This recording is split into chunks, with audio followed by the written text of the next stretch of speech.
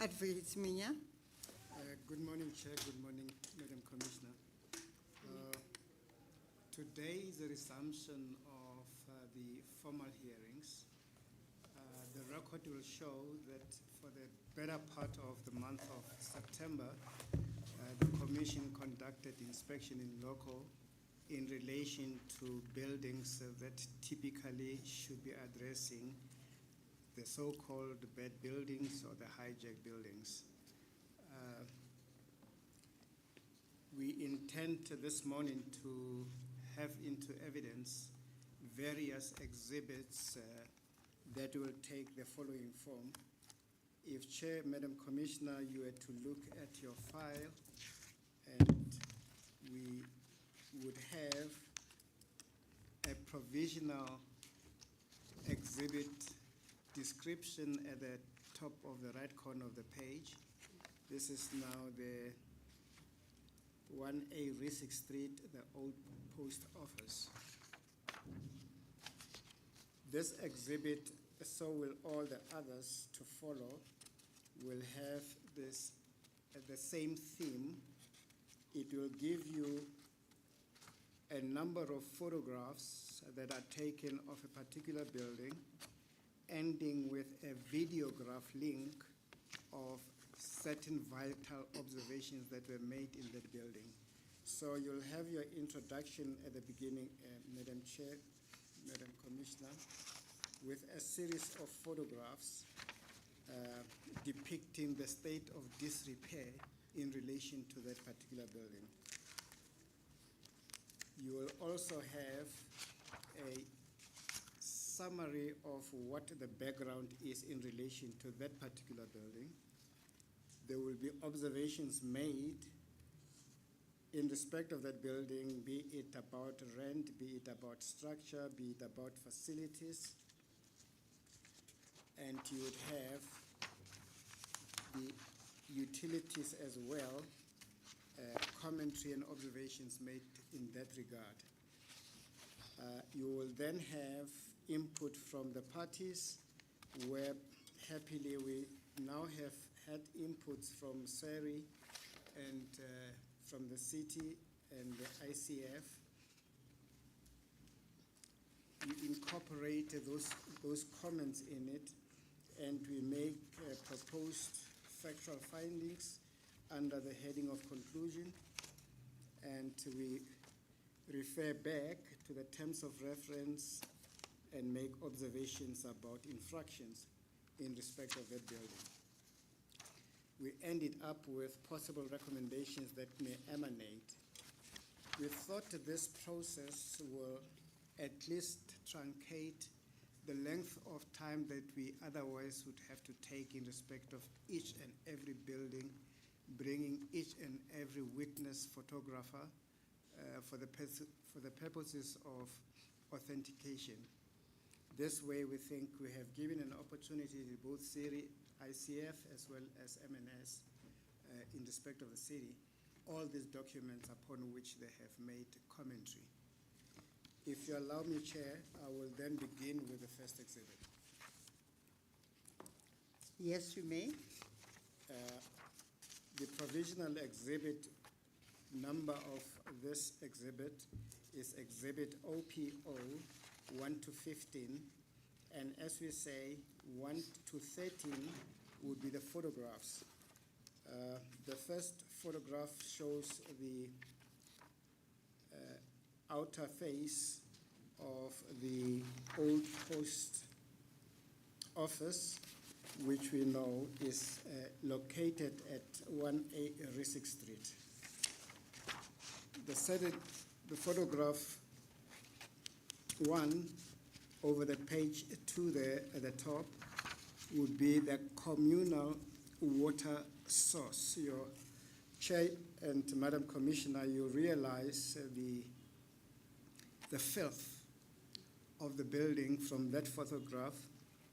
When you go and look at that photo, it also depicts the communal water supplying point, which is shown there.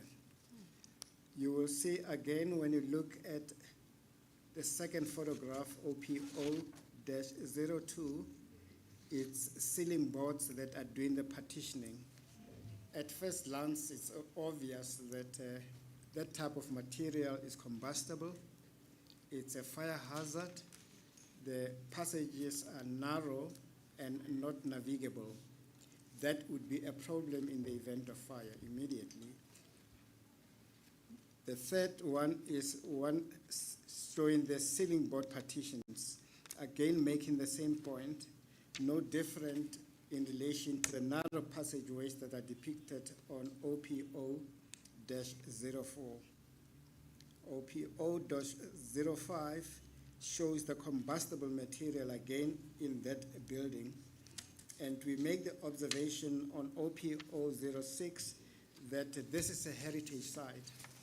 The implications of those are manifold, and we will get in the duration of the hearing a witness from the Heritage Foundation, National Heritage Foundation, who will tell us what can or cannot be done with a heritage building.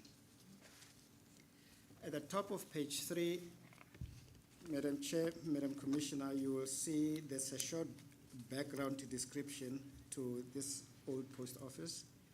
The building is city-owned and a heritage site converted to residential use. It houses about 14 families and approximately 42 people. A court order requires the occupiers to be moved. They were supposed to be transferred to a TAA, a temporary alternative accommodation, near Egoli Gas, but this hasn't happened. Observations made during the inspection in loco is that the occupiers of the property are not paying rent. Before COVID, they used to pay rent, but the landlord, Tebogo, who went away during COVID, and they stopped paying.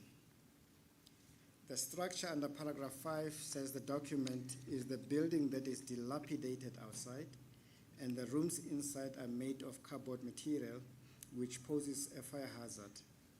The facilities there under paragraph 6 and 7, the observation is the building has communal shared toilet facilities. The building has no showers or bathrooms. Fire, the building has no fire safety equipment.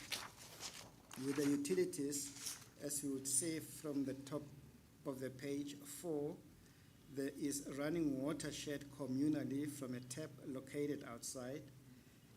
The building does not have electricity. A skip bin was placed in 2014 and is serviced regularly. The parties being SERI and ICF made their input and say a structural engineer should determine the integrity of the building. The city engages with EMS to assess the gaps in the fire safety equipment at the property where necessary equipment is installed as soon as reasonable. The city should replace the cardboard material that currently creates a fire hazard with material that does not create such a risk. The narrow passages are widened. City power is to be engaged to determine whether electricity can be reconnected to the building or whether any of the residents are eligible for free electricity under the ESP. The city has an input that it makes. It says there is currently no TEA that can house any person in distress. And the conclusion are the factual findings that you will see over the page when you go to page 5. The inspection received revealed that the building is prima facie unsuitable for human habitation, in that the property poses a fire risk and the risk of collapse cannot be ruled out. There is no fire equipment, there is no electricity. I don't know if the file you have, Madam Chair, Madam Commissioner, would have the building has not been rezoned for its current use. No. Maybe let's have that scribbled, if we may. Okay.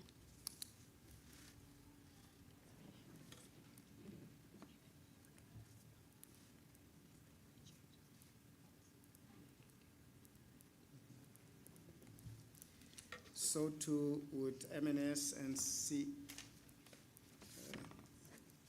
SERI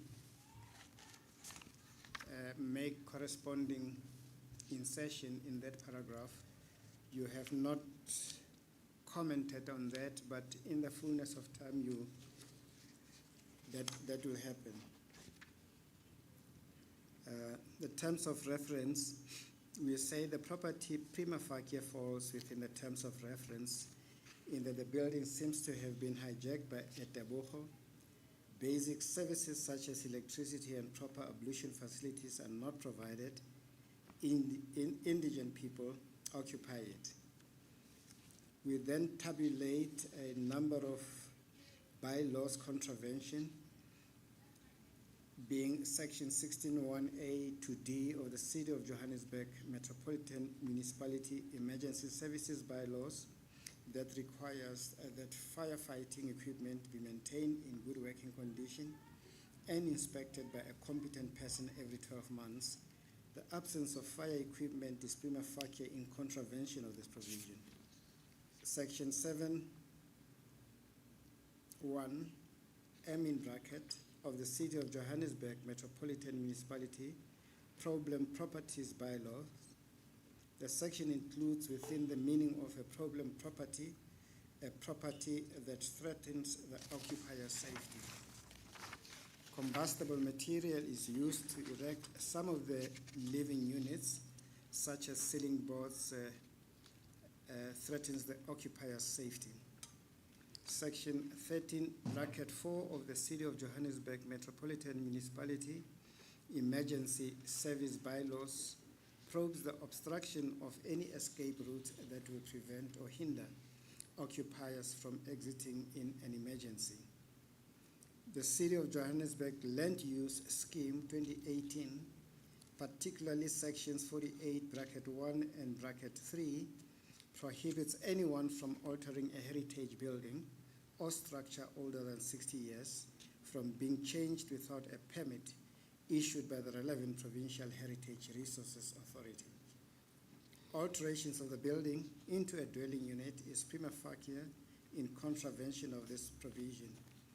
The document then makes possible recommendations. The occupiers inside the building should be evacuated to a TEA, and the building should be sealed to prevent further incursions. The building is a heritage site and should be restored.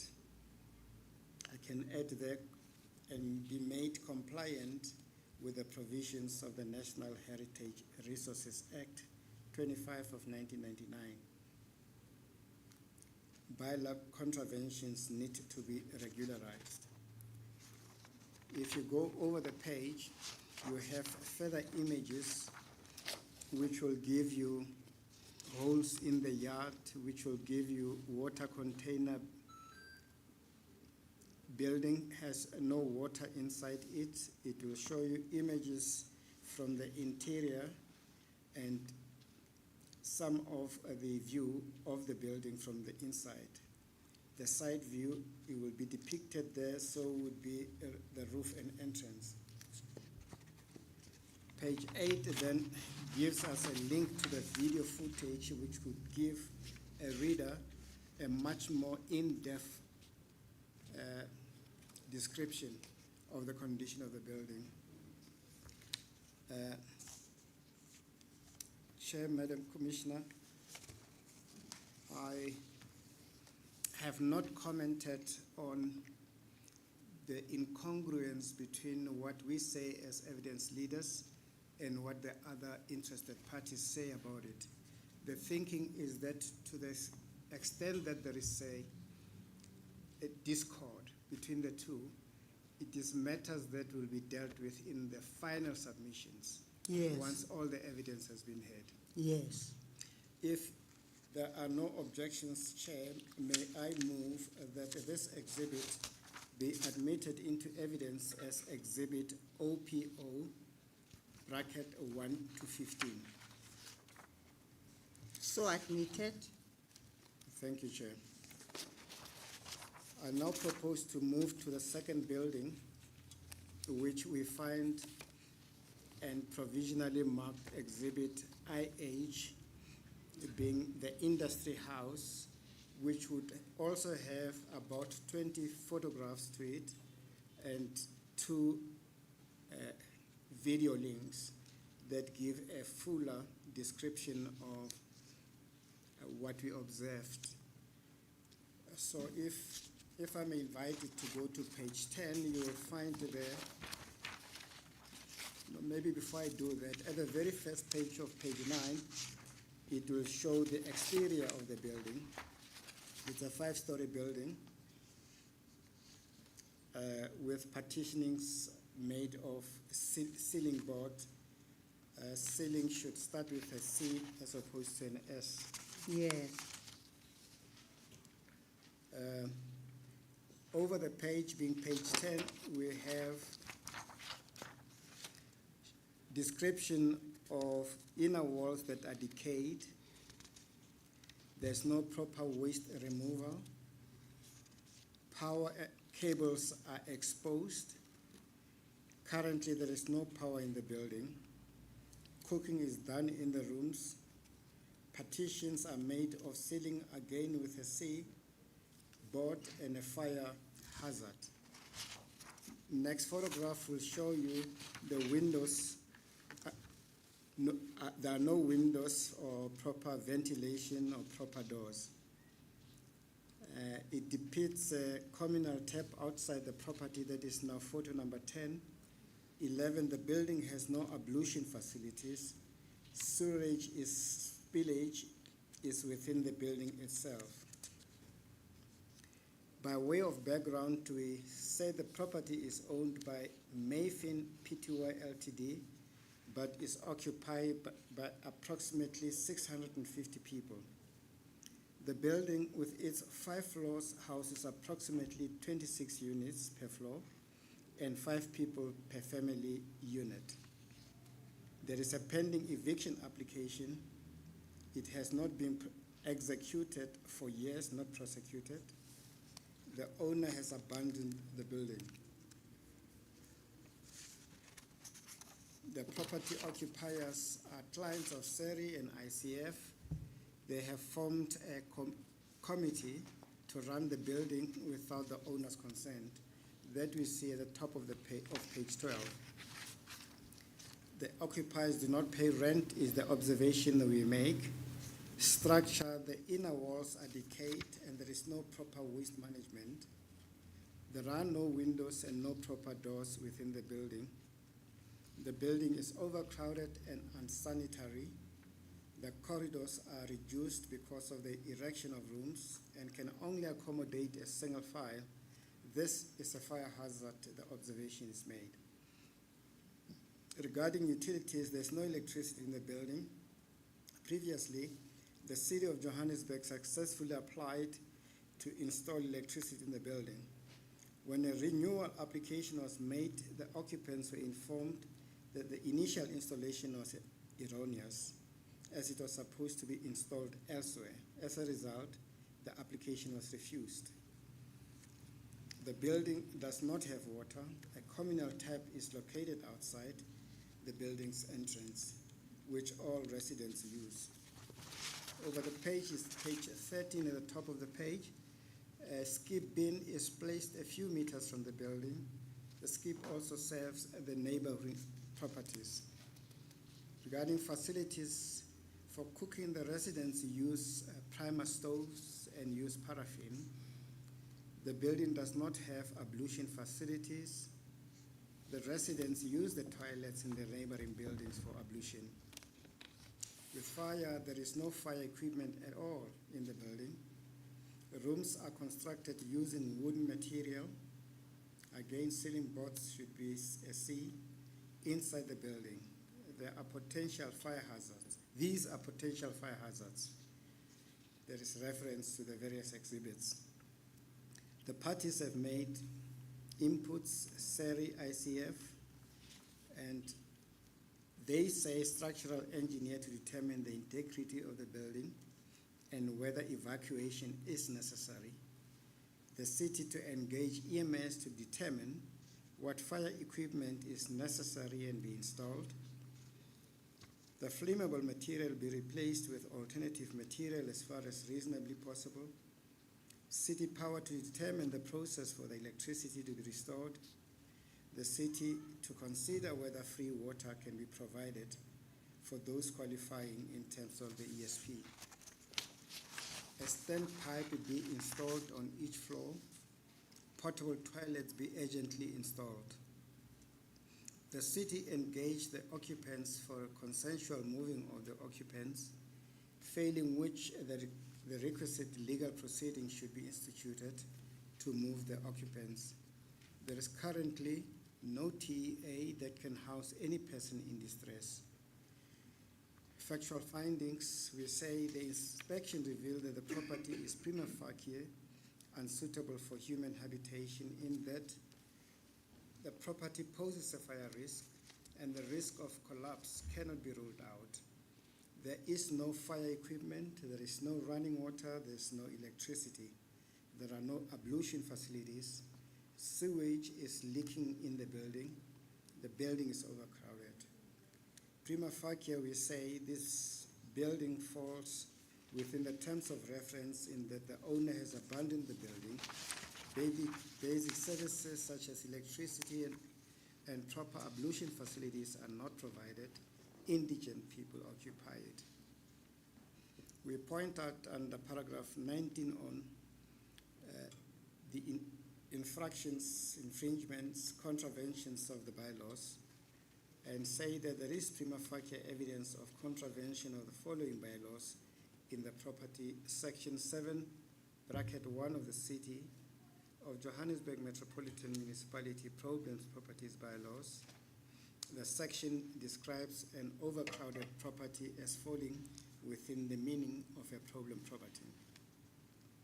Section 16.1, bracket A to bracket D of the City of Johannesburg Metropolitan Municipality Emergency Services Bylaws, which requires that firefighting equipment is maintained in good working condition and inspected by competent authorities every 12 months. All these obligations could not have been complied with when there was no fire equipment in the building. Again, section 13, bracket 4 of the City of Johannesburg Metropolitan Municipality Emergency Services Bylaws states that, open quote, no person may obstruct or allow the obstruction of any escape route from any premises that may prevent or hinder the escape of any person or animal from the premises in an emergency, close quotes, reducing corridors by erection of rooms that allow only single file escape is an obstruction contemplated in the section. Possible recommendation: the occupancy may be moved. The occupants may be moved to a new styled or restyled TEA, and the building must be sealed. Can we substitute the word may with must? Be sealed to prevent further incursions. An inspection should be conducted to determine the structural integrity of the building. Bylaw contraventions need to be regularized.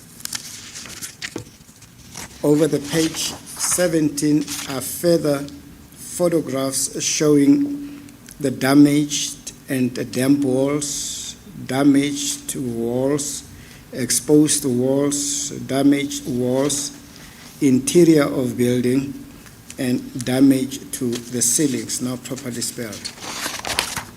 The 2 pages with then, the 2 links are on page 18 for further in-depth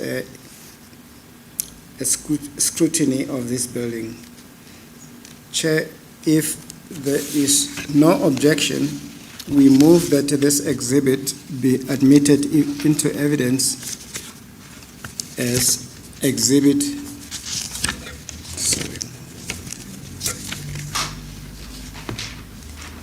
IH, short for Industry House, bracket 1 to 22. Thank you, Chair.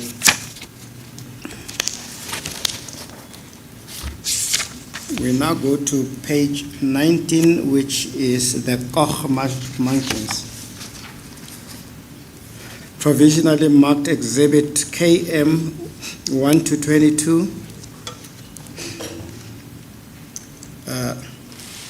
The first photograph is a depiction of the building from the outside.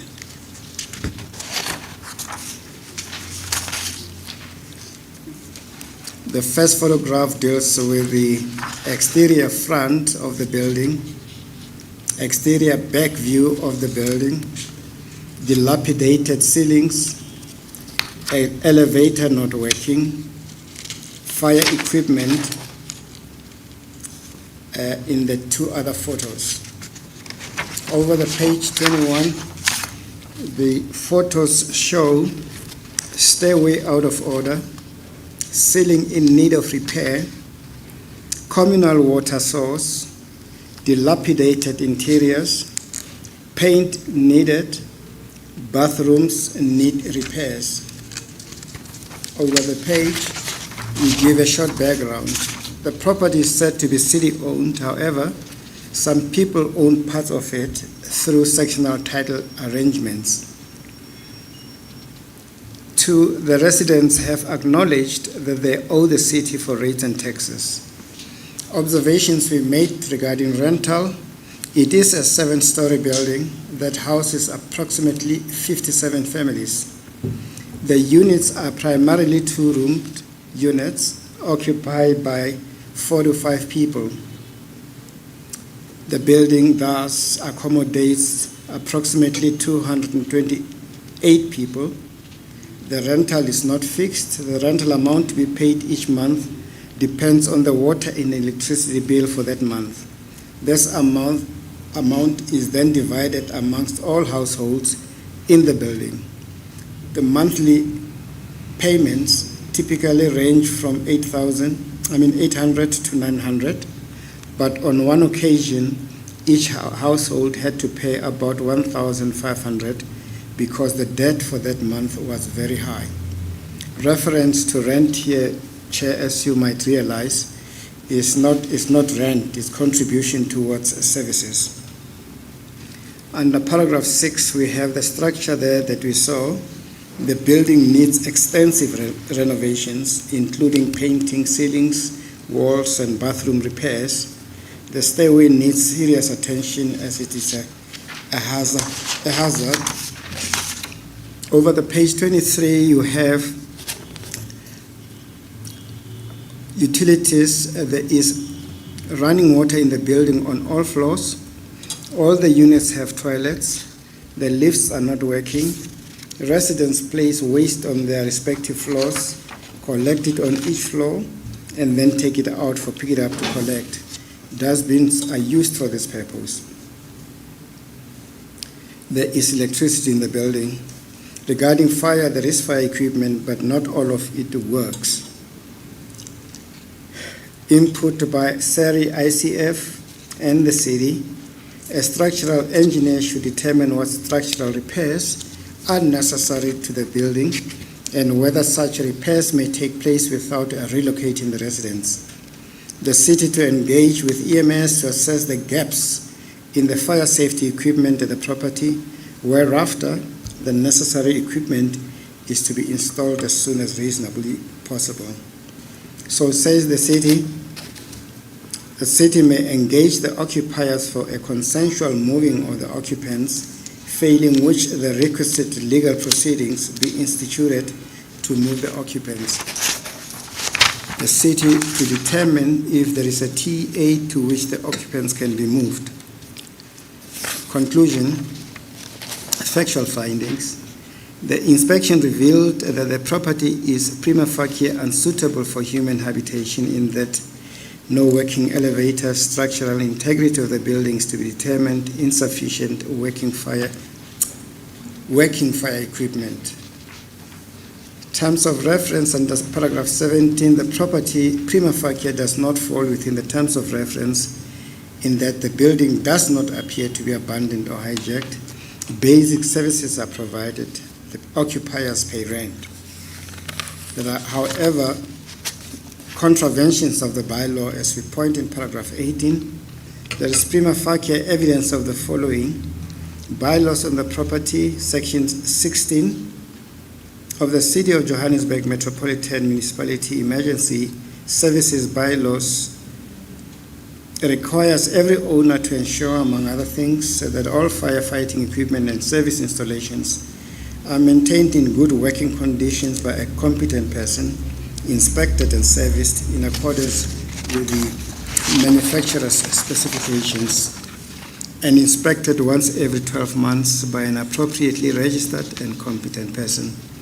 Section 7, bracket 1, bracket L, and bracket M of the City of Johannesburg Metropolitan Municipality Problems Property Bylaws describes a problem property as that in that it shows signs of being structurally unsound and thus poses a threat or danger to the safety of the occupiers. Possible recommendations. An inspection needs to determine the structural integrity of the building.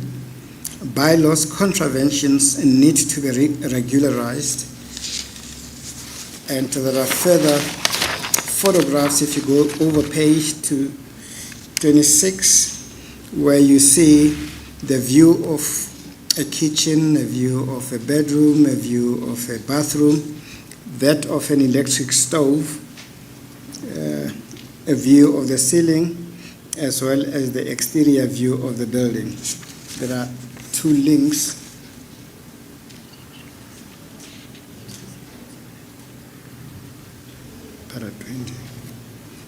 I beg your pardon, Chair.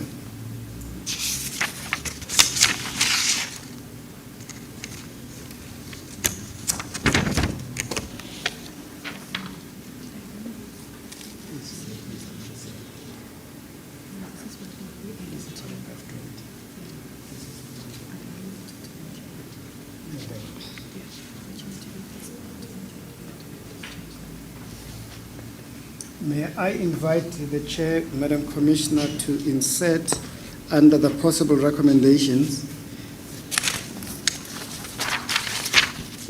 that claim that there are sectional title owned units needs to be verified. Come again? That claim that there are sectional titled owned needs. Sectional title owned needs to be verified and validated.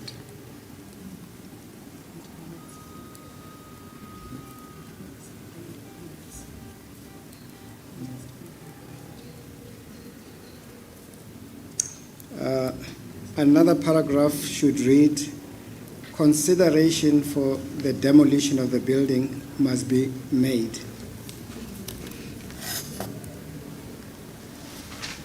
Absent any objection,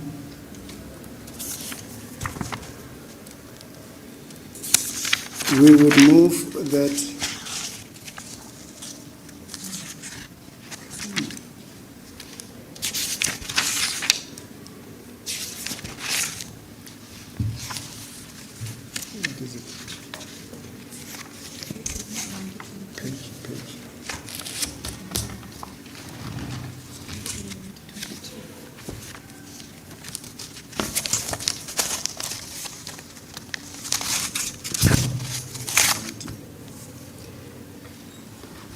I beg your pardon, absent any objection, we move that exhibit be admitted into evidence and marked Exhibit KM 1 to 22.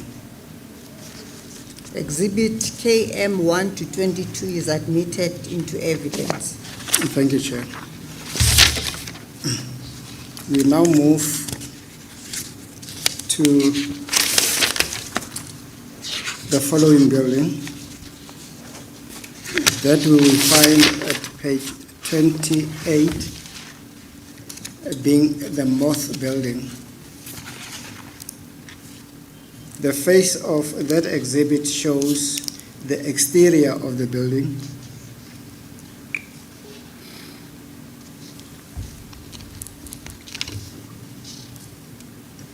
Over the page, being 29, there are a series of photos. which reveal the exterior of the building, ceiling board partitioning, sewerage leaking inside the building, ceiling board and plastic partitioning, broken window and dilapidated exterior, stairways needing renovation, and you see dirty inside the building. So do we see missing fire equipment, illegal electrical connection, waste disposal inside the building. By way of background, the building is city-owned and has 4 floors and a basement. The Secretariat has a spreadsheet with resident data stating who they are and their source of income. Regarding the number of residents in the building, the chairperson of the committee running the building indicated that such information is recorded in the document that will be made available to the Commission. He estimates that 70% of the occupiers are illegal because some people bring their relatives and friends to live in the building. The building is overcrowded and partitioning is made of combustible cardboard material. There's a GFIS report that alludes to the residents occupy the building as a TEA. 3 groups of occupiers were allocated the building, namely those from the D.N. Grouse, Chancellor House, and BG Alexandra. The COJ Housing Department has promised to relocate the residents to low-cost RDP housing that will be built around Johannesburg. GFIS report further states that no hijacking elements could be established when they conducted their investigations. Paragraph 7 deals with the observations made, and regarding rental, it's alleged that the residents in the building are paying rent. However, the chairperson of the committee, Mr. Kola Ngongo, with a cell number that indicated that he does not know of this, even though he cannot deny the allegations. He further suggested that the case was referred to Group Forensic Investigation Services, GFIS, and allegations were not confirmed. Mrs. Edith Mbambisa, with a given cell number, seems to have information regarding rental collection, even though she could not share it with us. The structure, the rooms inside the building are a combination of brick and mortar and shacks made of wooden material. The property has building defects, it's dilapidated and needs extensive interior and exterior renovations. The drains in the building are leaking, the windows in the building are blocked, and there is no air ventilation. Facilities, the building has 2 shared communal ablution facilities on each floor, one for males and the other for females.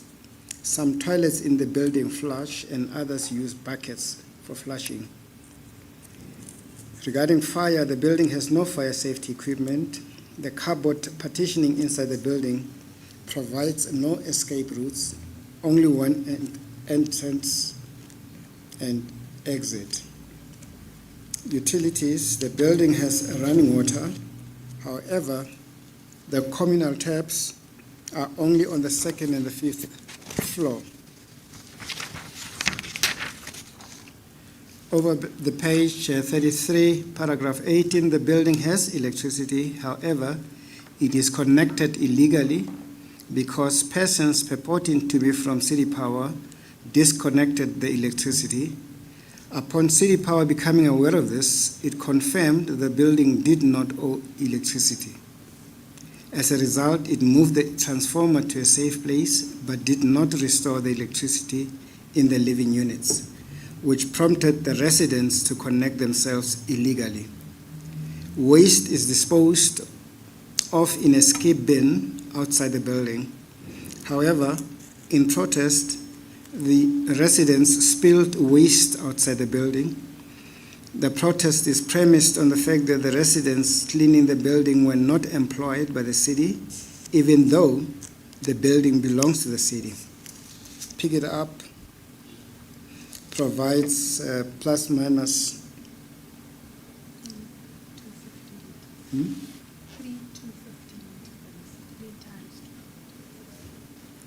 240 liters thrice to the property.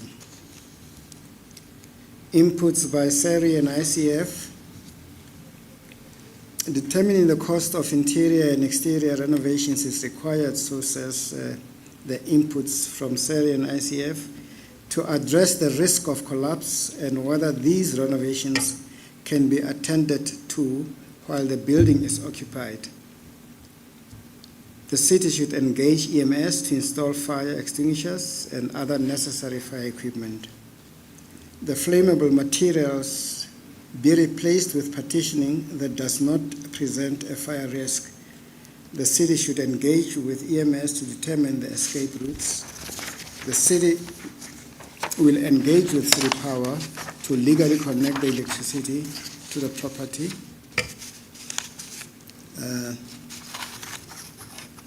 And determine whether any residents qualify for free electricity under the ESP. May I interrupt myself here, Chair, Madam Commissioner, to say what is obviously not in these responses is where the money will be sourced to achieve or realize these. But ultimately, I suspect the final submissions will be more fuller. Will address that element. Yes. Under paragraph 22, the city says the city may engage the occupants for a consensual moving of the occupants, failing which the requisite legal proceedings should be instituted to move the occupants. There is currently no TEA that can house any person in distress. The cost of refurbishment of this amounts to 5.3 million. This estimate does not include the possible cost of a building to relocate the residents while the renovations are taking place. The estimated time to conclude the renovations is approximately 2 years.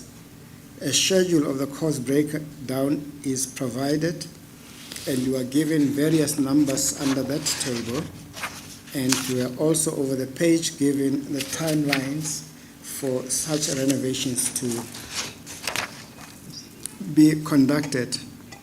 Factual findings we make are that the building is prima facie not fit for human habitation, in that the property poses a fire risk and the risk of collapse cannot be ruled out.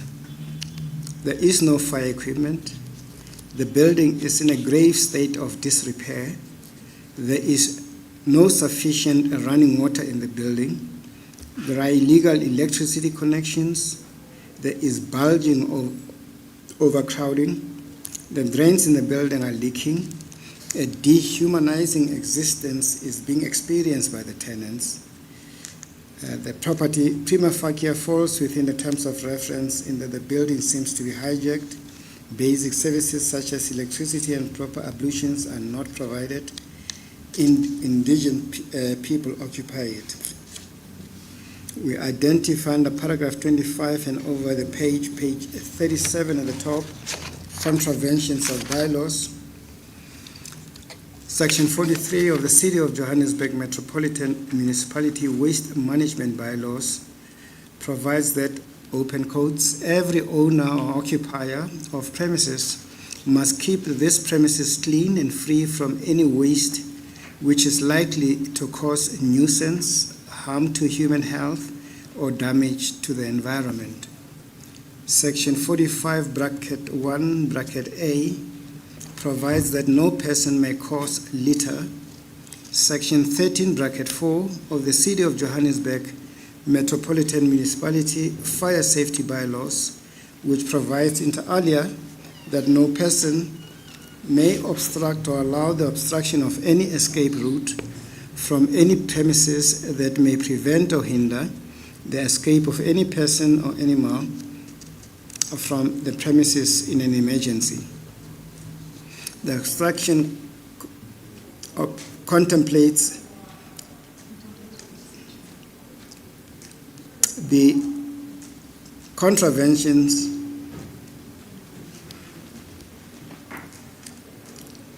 may I just reframe that conclusion?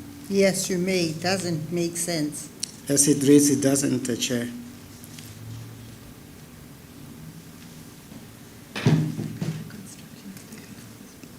It must read, the section contemplates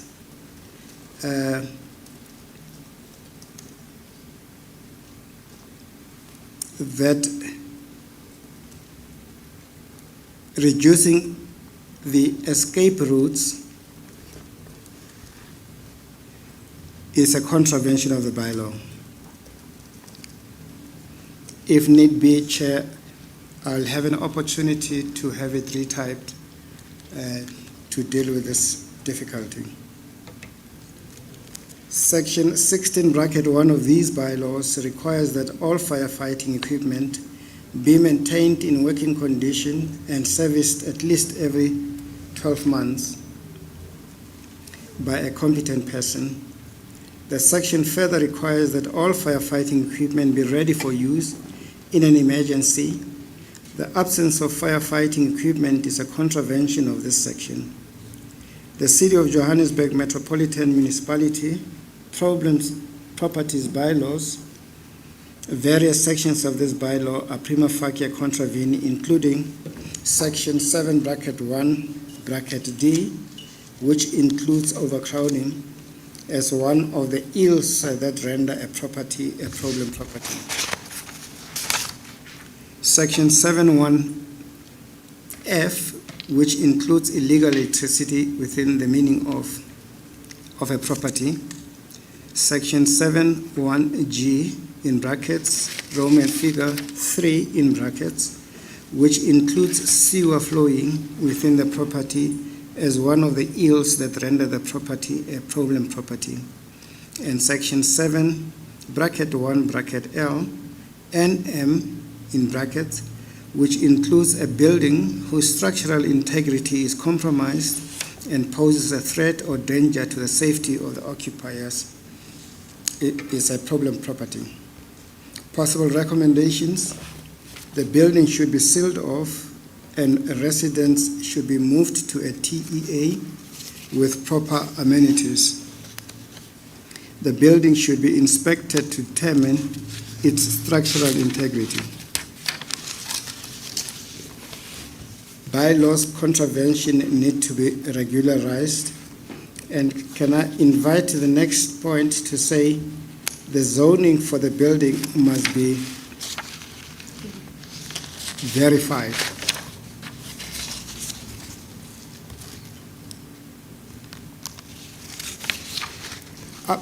In the absence of any objection to this being admitted into evidence as an exhibit, I move that it be so admitted as Exhibit MB, bracket 1 to 22. Exhibit MB 1 to 22 is admitted into evidence. I'm indebted to the Chair.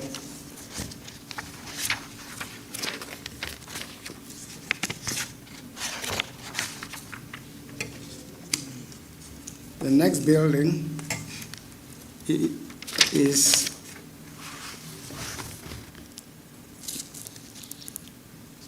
an exhibit in relation to Obdebergen, Fairview, and it's provisionally marked ODB with photos and video footage going from 1 to 13.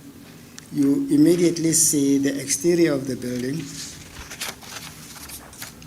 which is repeated on on 41, and OBD2, the brick walls, wooden partitioning, roof covered with plastic, communal tap, communal toilets still under construction. Sitting on that toilet seat, you can see the sky. The property is 1 story and has various living units. That's the background. The entrance side of the building shows a brick and mortar structure with a window that is permanently sealed. The property is said to be owned by Emicon Auctioneering Services and Import. This aligns with the Group Forensic Investigation Services report dated 25 May 2023. This is a single-story building with about 21 living units. Each unit is home to 3 to 4 people, so there are approximately 63 people that are living on the property. Observations made regarding rental: the occupants confirm that they do not pay any rent. Structure: the outer parts of the property is made of brick and mortar. However, some of the living units are made of wooden material. Facilities: the 2 working communal ablution facilities services the occupants. However, the ablution facilities still require a roof. Utilities: all the occupants get water from one communal tap within the premises. There is electricity in the building. However, it is suspected to be connected illegally. Waste is collected in bins inside the building and disposed of in a skip bin outside the building. The building has no fire safety equipment. The property is prone to fire because some living units are made of wooden material. The risk of fire is exacerbated by a plastic material that is used to cover the roof on most of the units. SERI and ICF inputs are no comments are received there, says the report. The city also gave no comments in respect of this building. The conclusion: factual findings. The inspection revealed that the property is prima facie not fit for human habitation, in that flammable material used to construct most of the units poses a risk of fire. Illegal electrical connections can pose a fire risk. There is no roof for the ablution facilities. The property prima facie falls within the terms of reference in that there is an owner who appears not to be in control of the building. Basic services are not provided. The occupiers are indigent and do not pay rent. And bylaws, contraventions. There is prima facie evidence of contraventions of the following bylaws: Section 7(1)(f) of the City of Johannesburg Metropolitan Municipality Properties Bylaws. The section describes a property with an illegal electricity connection as falling within the meaning of a problem property. Section 16 of the City of Johannesburg Metropolitan Municipality Emergency Service Bylaws obligates the owner to ensure the installation and service of firefighting equipment and that is ready for use in an emergency. The absence of the firefighting equipment is prima facie a contravention of the entire section. Possible recommendations: occupants will have to be evacuated to a temporary emergency accommodation. Bylaw contraventions need to be regularized. And may I invite the next in session to read building to be considered for demolition. Over the page we find various additional photographs ending with the link to the video footage on the top of page 47. I now ask Chairperson that the exhibit be admitted into evidence as Exhibit OBD, photos 1 to 13, including the video footage. So admitted. Thank you, Chair. I see it's 11 o'clock. May this be a convenient stage for tea? Yes, adjournment? it is convenient to adjourn. We'll take a 15-minute adjournment. Thank you, Chair.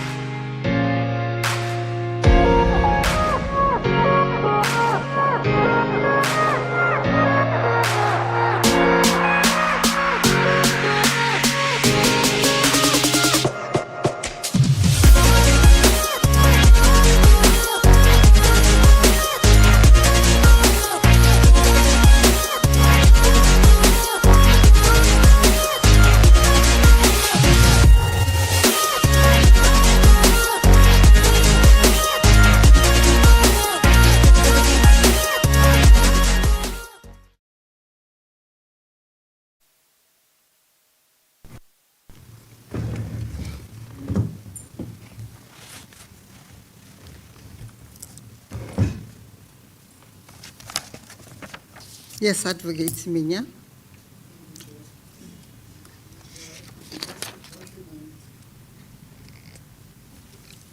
The next document we propose submitting as evidence is provisionally marked Exhibit CA 1 to 16 and appears on page 48 of the document. The Yes. face of the document depicts the exterior of the building, which is Berea, Chelsea. Chelsea, a two-star hotel in Berea. From photo 1, we see the exterior of the building. We also see elevators out of order. We see the serviced fire equipment. We see the bathrooms in need of renovation and repair.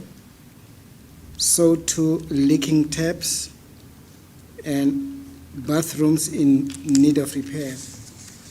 Over the page, there are photos depicting building to have electricity, broken bathroom doors that need repair, water and leaking on the stairs, bathroom in need of repairs, walls in need of paint. Over the page, we see stairs needing repair, ceiling needing paint, damp basement, leaking sewerage at the back entrance stairway. By way of a background, the City of Johannesburg owns the building. It's a 6-story building that has 107 units, housing approximately 4 people per room. The building thus accommodates approximately 428 people. The observations made during the inspections regarding rental, the residents at the property are not paying rent. They, however, pay for utilities. The structure, the building has cosmetic defects, including dilapidated interiors, exteriors, and bathrooms needing attention. Most bathroom doors need replacement. The basement of the building is damp. The entrance from the back of the building has sewer leaking onto the stairway. For facilities, the building has working ablution facilities. The building has no working lifts.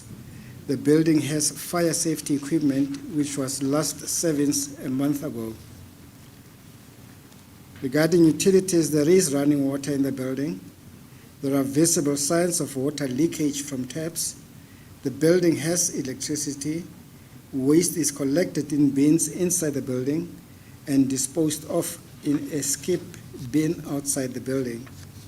The inputs by SERI and ICF appear against paragraph 15, page 53 at the top of the page.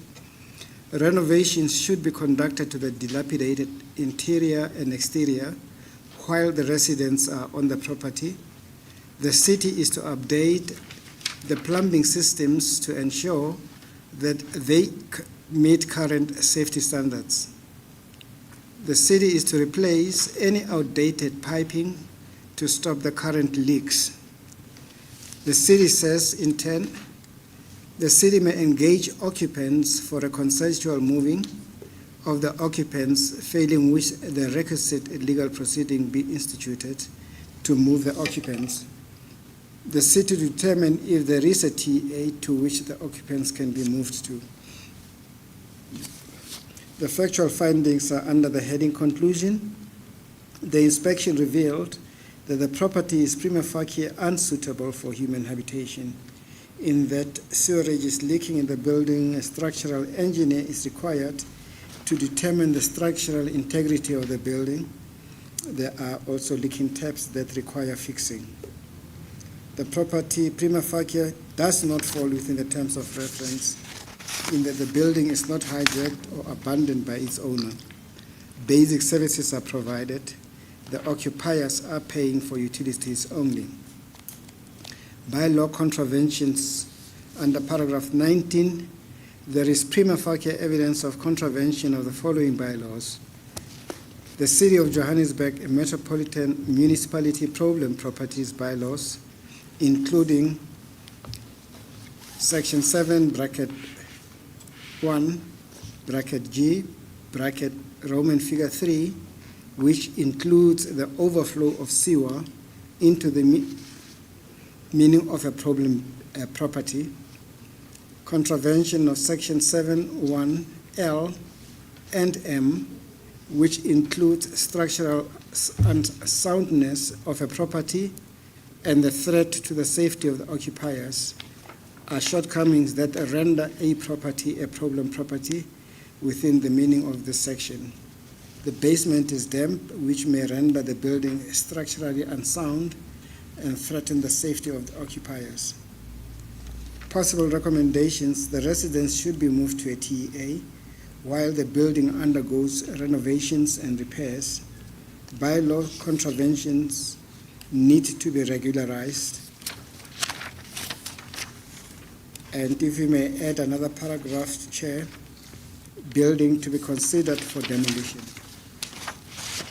Building To be considered for demolition.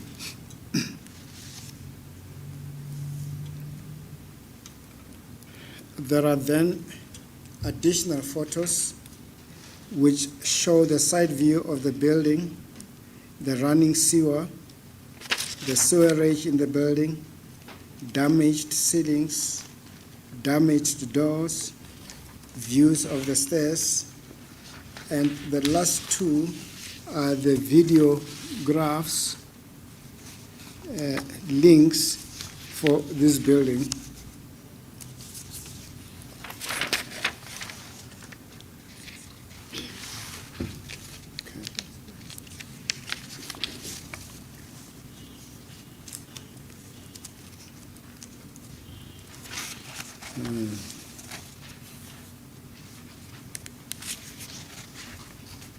I'm being corrected.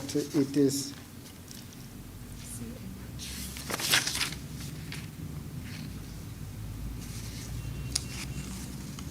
Exhibit CA 1 to 22 and not 16 as indicated there.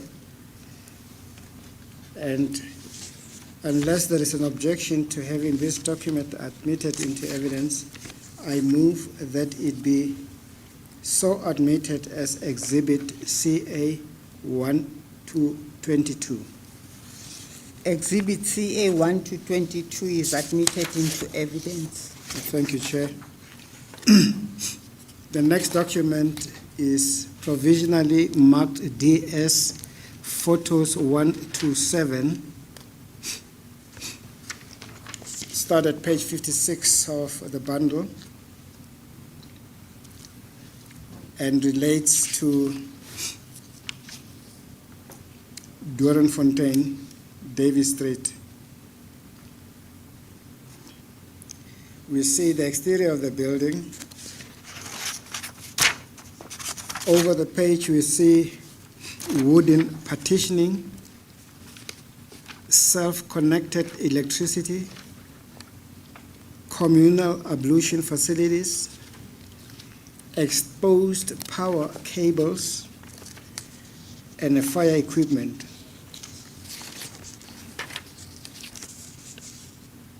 Over the page, we deal with the background.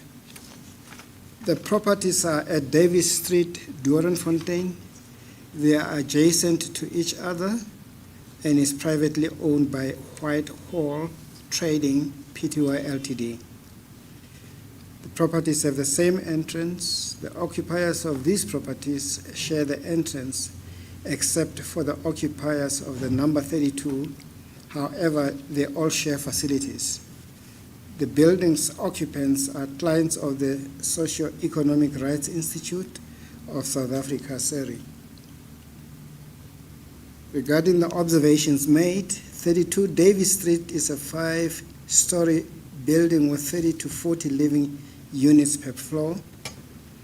The units accommodate a family of about 3 to 4 people. One of the occupiers estimated that the fourth floor alone may house about 112 people. It's unclear how many people stay in this building. At building 36, 38, and 40, there are about 100 living units. These buildings house over 100 families. Rental. Most of the occupiers in these 4 properties do not pay rent. However, one of the occupants indicated that some people pay rent, but he was not privy to whom such rent is being paid. Regarding the structure, the building structure is prima facie compromised. The units are partitioned with ceiling boards, increasing the risk of fire.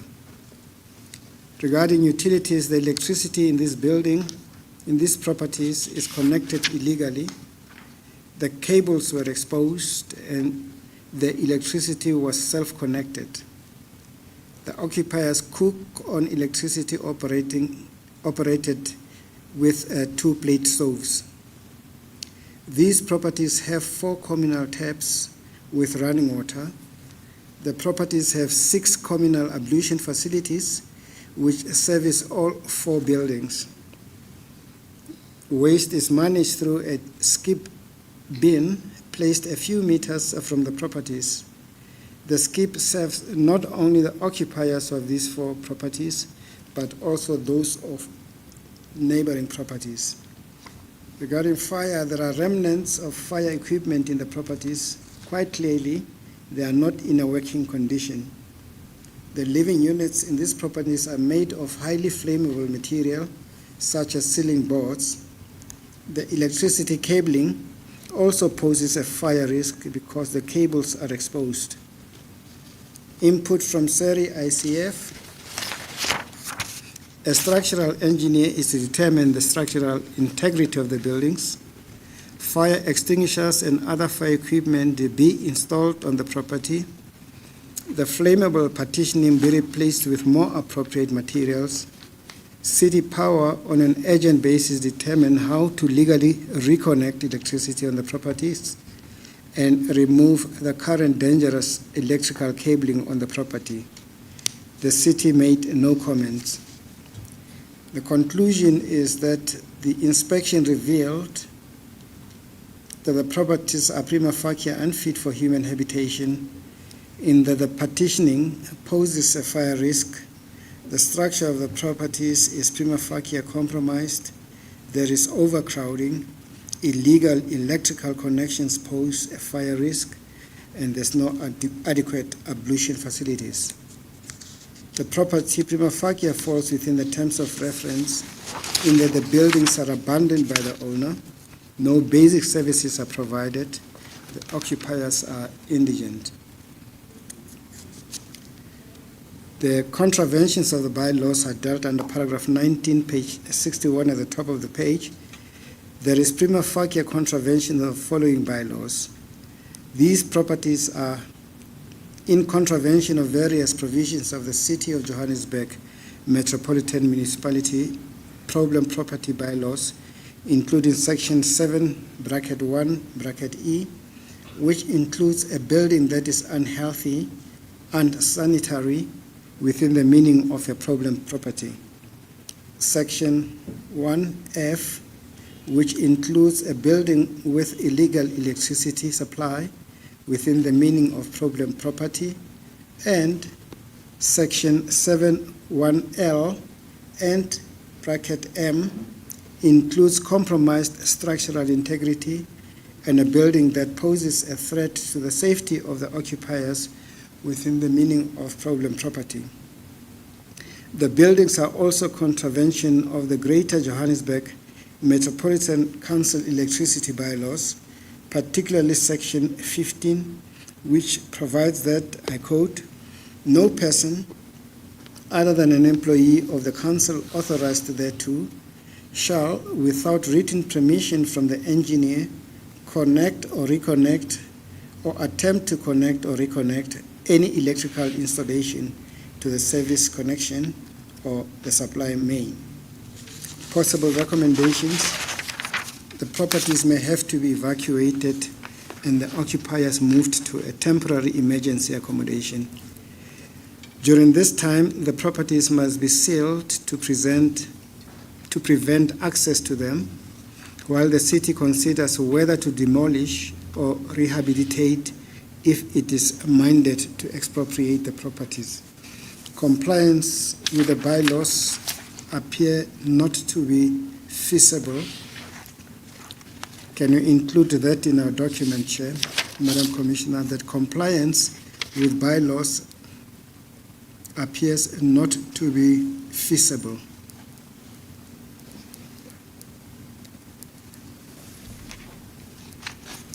And shall you also include next paragraph to read buildings to be considered for demolition? Chair, I have been made aware of a correction that requires to be made regarding building, the post office building, which is number 1 of our exhibits. Yes. Sorry, Chair, just for completion, the following. Yes, let's complete this exhibit first. Yes. Shall we have then the, shall we have, is it OBD?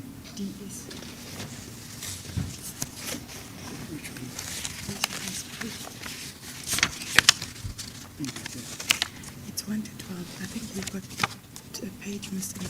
On mine it's 1 to 12, and it's the extra thing that I think we didn't photocopy this. There's a page missing. Photos and the link. It's 1 to 12. Yeah. Chair, I'm being corrected that the exhibit marked provisionally as DS photos 1 to 7 should instead read exhibit D as photos 1 to 12. There's a page missing. In your bundle might be 2 pages missing, 1 page missing, relating to additional photographs showing the ablution facility and out of order left, and the video linkage is there. If this is without objection to be admitted into evidence, we move that it be marked Exhibit D as photos 1 to 12. Yes, Exhibit DS 1 to 12 is admitted into evidence. And going back to the earlier correction that requires making, Chair, it is a background statement which we find at page 3 of the bundle. Paragraph 2 should read, the city made an undertaking. Paragraph 2 of the background. That's right. Yes. The city made an undertaking to transfer the people to a TAA. That's how the court order read.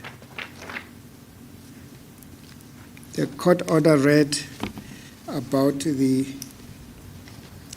evictions, but did not make this order, and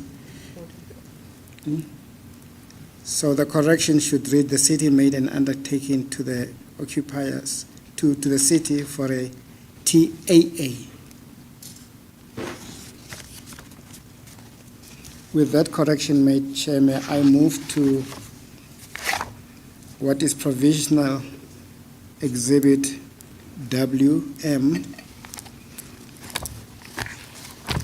It's a Velpert Motors photos and videos 1 to 18. The outer image of the building is shown. The wooden roof is also depicted on the first page, we see when we go to other pages over the page, we see images of brick and mortar interior of the partitioning in the building. We also see a shack on the property. We see dustbins, communal taps, 2 plate stoves, and metered electricity. Over the page, we also see firewood and communal ablution facilities. By way of background, the property is a single-story building that is said to be privately owned by Robert Lane Trust. It is at F48742 Focus Street, FAWCUS, and is known as Velpert Motors. Velpert Motors used the property as a car workshop. The property has 45 units, including 1 shack. Approximately 90 people live on the property. According to the Inner City Federation affidavit, the occupiers had previously entered into a lease agreement with 3 gentlemen who allegedly owned the property: Bongisi Melani, Lucas Zondo, Sipilele Nkunu. The gentlemen are said to have agreed with the occupiers that the rental would be 350 rand per month. The units were not entirely constructed at this stage, as they did not have roofs and doors.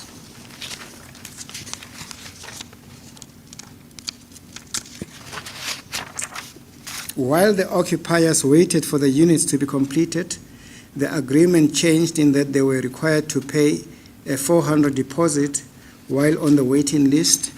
During this time, some people moved into the property, fearing that space would run out. The occupiers moved into the property even before the doors and windows were installed. According to the affidavit filed on behalf of ICF, an opposed eviction application is pending for the occupiers. However, it has not been executed since 2022. Observations made during the inspection in loco regarding rental: as it stands, the occupiers do not pay any rental. As previously stated, they used to pay a rental of 350 rands per month. However, the occupiers have been adamant that they would only pay rent to a person who produces convincing ownership particulars. Regarding the structure, the property structure seems to be sound. The walls are made of brick and mortar. However, 1 shack on the property is made of zinc. Because the property was previously used as a warehouse, the roof is relatively high, requiring the units inside to have their own roofs. The main roof is zinc, while the roof for the dwelling units are made of wooden material. This poses a fire hazard. Regarding utilities, the property has prepaid metered electricity. Most occupiers use electricity-operated 2-plate stoves for cooking. Occupiers get water from 2 communal water taps outside the common area. There are dustbins outside the building, which are used by all occupants, and pick it up, collects them weekly.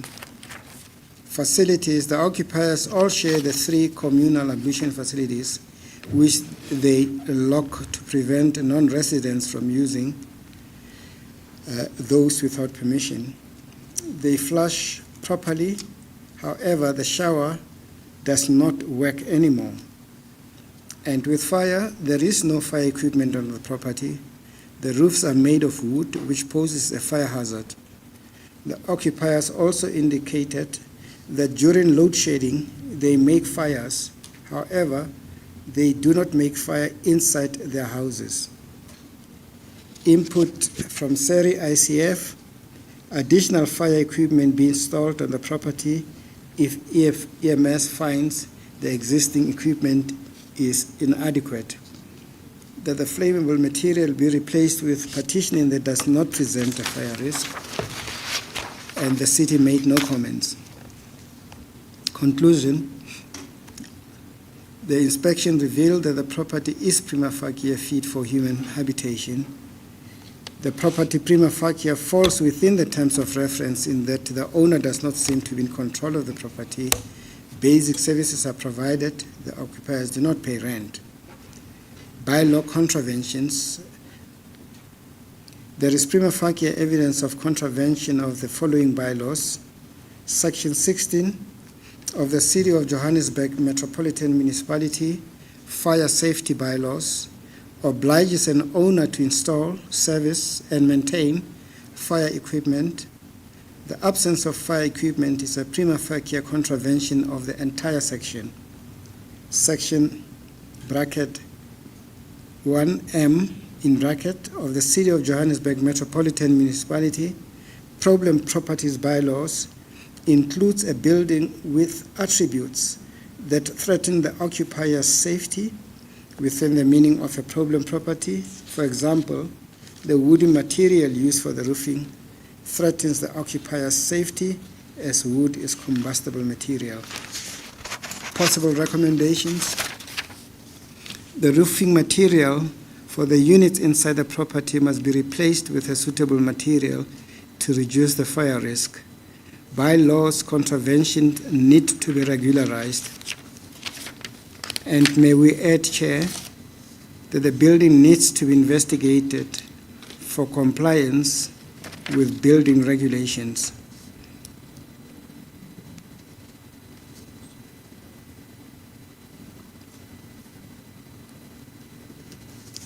Another one to include is that zoning of the building needs to be verified.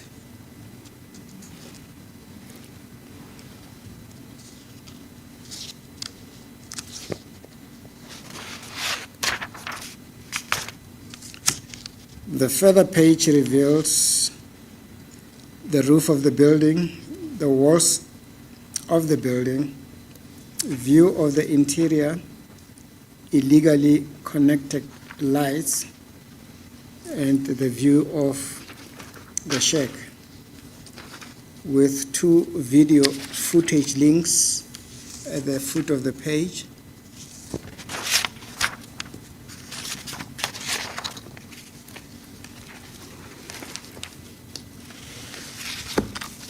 Unless there is an objection, Chair, I move that this document be admitted into evidence as Exhibit WM 1 to 18. Exhibit WM 1 to 18 is admitted into evidence. Thank you, Chair. We then move to the next document, which in the bundle is from page 71.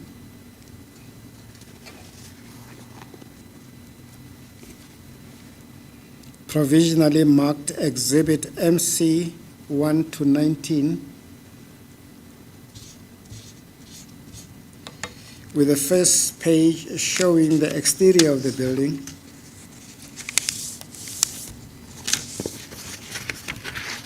The following pages have photographs that depict building exterior, barricaded stairways, missing fire equipment, elevators out of order, pick it up dustbin located inside the building, paint renovations needed, further pages showing the fire equipment in a dysfunctional order, broken windows, fire equipment, leaking water on the floor, leaking pipes, electrical meters, electrical connections, and electrical switches.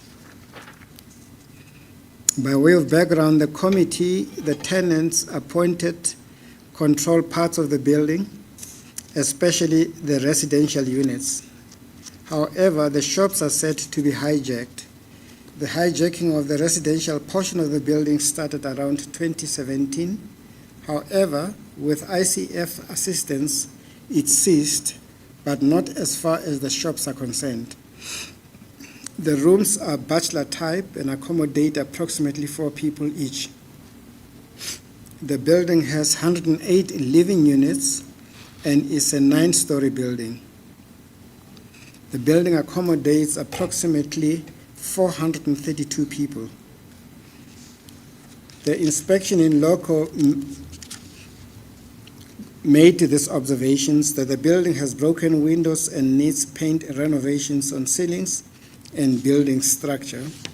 Regarding rentals, some residents arrived at the building around 1992 and the 7 buildings project. Under this project, the government subsidized residents. However, the project collapsed when people started buying some building sections. The rental is paid to the committee, which pays the rates and taxes to the city of Johannesburg Metropolitan Municipality. Again, their rental should stand to mean shared services that are paid to the city. Under utilities, there is running water in the building and toilets. The building has leaking taps and some passages are filled with water. They employ someone to dispose of the waste. They have dustbins inside the building. There is electricity in the building. And with fire equipment, there is functional and non-functional fire equipment. And the input by SERI and ICF, they say an inspection by a structural engineer be conducted to determine whether the building is at risk of collapse. The city to engage with EMS to determine what equipment on the property is not functioning and to install sufficient fire equipment on the property. Update the plumbing systems to ensure they meet current safety standards. So say the city may engage the occupants for a consensual moving of the occupants, failing which the requisite legal proceedings be instituted to move the occupants. The city to determine if there is a TEA to which the occupants can be moved to.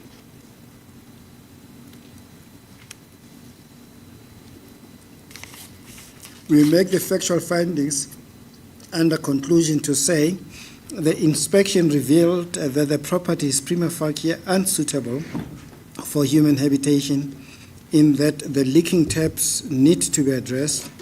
There's insufficient fire equipment. A structural engineer also needs to determine the structural integrity of the building. Prima facie, the building falls within the terms of reference in certain parts. Parts of the building is hijacked, basic services are provided, the occupants seem to pay for utilities only. And regarding the bylaw contraventions, there is prima facie evidence of contraventions of the following bylaws. Section 16, bracket 1, bracket C, bracket Roman figure 1, bracket Roman figure 2, and bracket Roman figure 3 of the City of Johannesburg Emergency Services Bylaws. These provisions put an obligation on the owner of the property to ensure, amongst other things, that the firefighting equipment is maintained in good working condition, inspected and serviced in accordance with the manufacturer's specifications, and inspected once every 12 months by an appropriately registered and competent person. Had these obligations been fulfilled, the fighting equipment would all work well. Section 45(1) of the City of Johannesburg Metropolitan Water Services Bylaws, specifically Section 1B, which prohibits a consumer to permit pipes or water fitting forming part of a water installation to leak. Allowing the taps to leak in the building is prima facie a contravention of this section. Section 33, bracket A and bracket C of the City of Johannesburg Metropolitan Municipality Public Health Bylaws prohibits any person from disposing of wastewater in a way or location that may cause a dampness in or on any premises or create public health nuisance or hazard. To the extent that these leakage pipes dispose of wastewater, it is prima facie in contravention of this provision. Possible recommendations. Over the page, the occupants may be moved to a new restyled TEA, and the building may be sealed to prevent further incursions. An inspection should be conducted to determine the structural integrity of the building. By-law contraventions need to be regularized. Lastly, may we add to that, Chair and Madam Commissioner, building to be considered for demolition.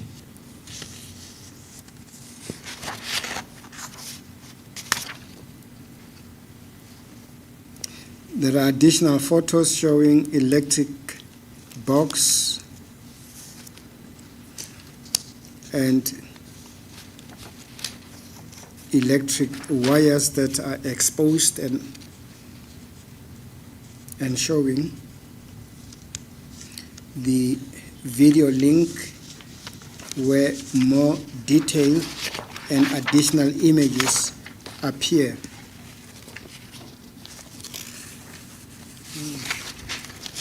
If there is no objection, Chair, can we have this exhibit admitted into evidence and marked Exhibit MC 1 to 19? Exhibit MC 1 to 19 is admitted into evidence. I invite you, Chair and Madam Commissioner, to go to page 80 now, where there is provisionally marked Exhibit 68W 1 to 13 appears. It shows the exterior of the building.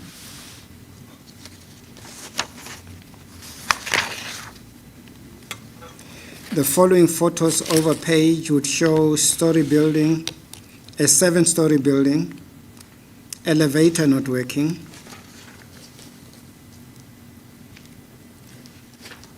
windows in working condition, chipped paint on ceiling boards,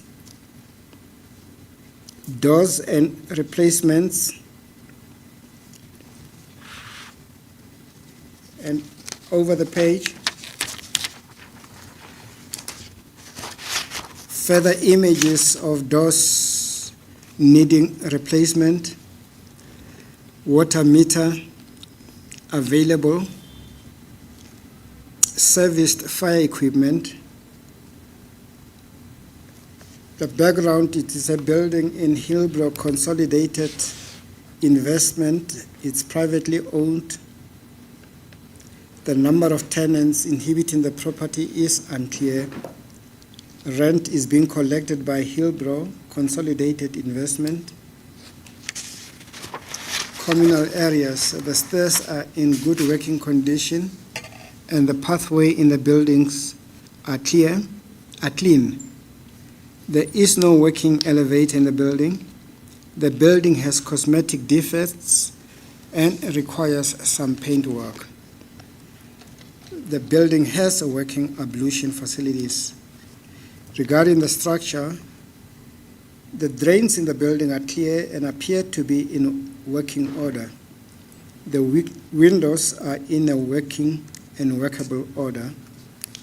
The building has doors and door frames, but it was noted that some doors need replacement. The roof of the building appears to be in good working condition. There were no leaks, but it was noted that the ceiling boards could use new paint as the old paint is peeling off. Regarding utilities, there is running water in the building, visible pipes, and a water meter. There were no visible leaks or evidence of water damage in the building. The building has electricity.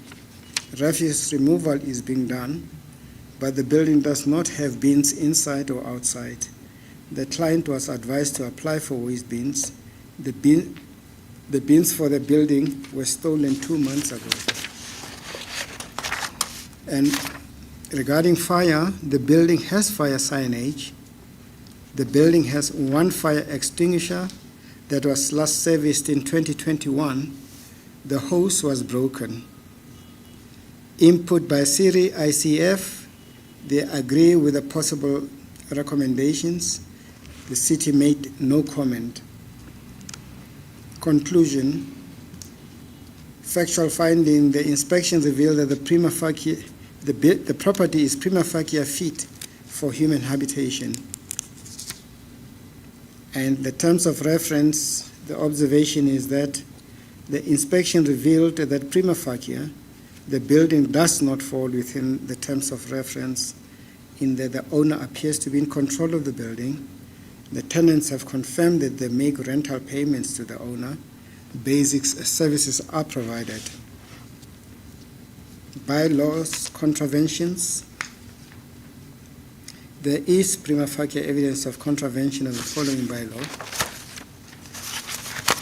Section 16(1), bracket C, bracket Roman figure 3 of the City of Johannesburg Metropolitan Municipality Emergency Services Bylaws. The section in the relevant parts require firefighting equipment to be serviced at least once every 12 months by an appropriately registered and competent person. The firefighting equipment in this property at the time of the inspection, being July 2024, was last serviced in 2021. Possible recommendations, bylaws must be observed.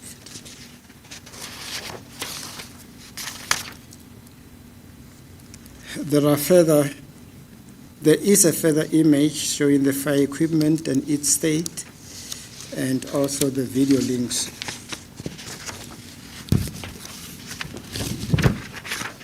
With your permission, Chair, and absent any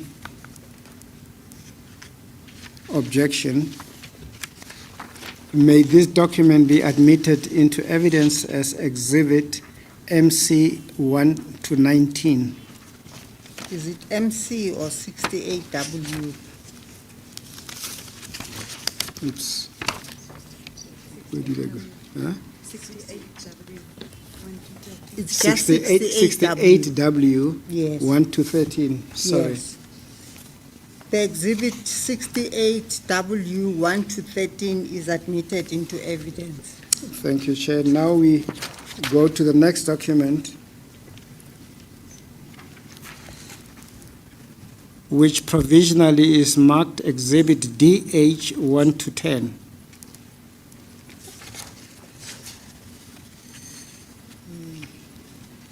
This relates to the property on Doornfontein, 214 Main Street. The first page shows us the exterior of the building. Over the page we see images of the 3-story building, the ceiling board used for partitioning, the narrow passages inside the building, the stairs and their state of inadequate or partial disrepair. We see the dustbins inside the building and communal ablution facilities. We also see over the page the communal taps and sinks, the electricity connection in the basement, fire equipment, and fire escape stairs. The background to this building is that the property is a 3-story building said to be privately owned by Yasip Setup Pty Ltd. It has 80 units and accommodates a family of 4 people per room, totaling approximately 320 people.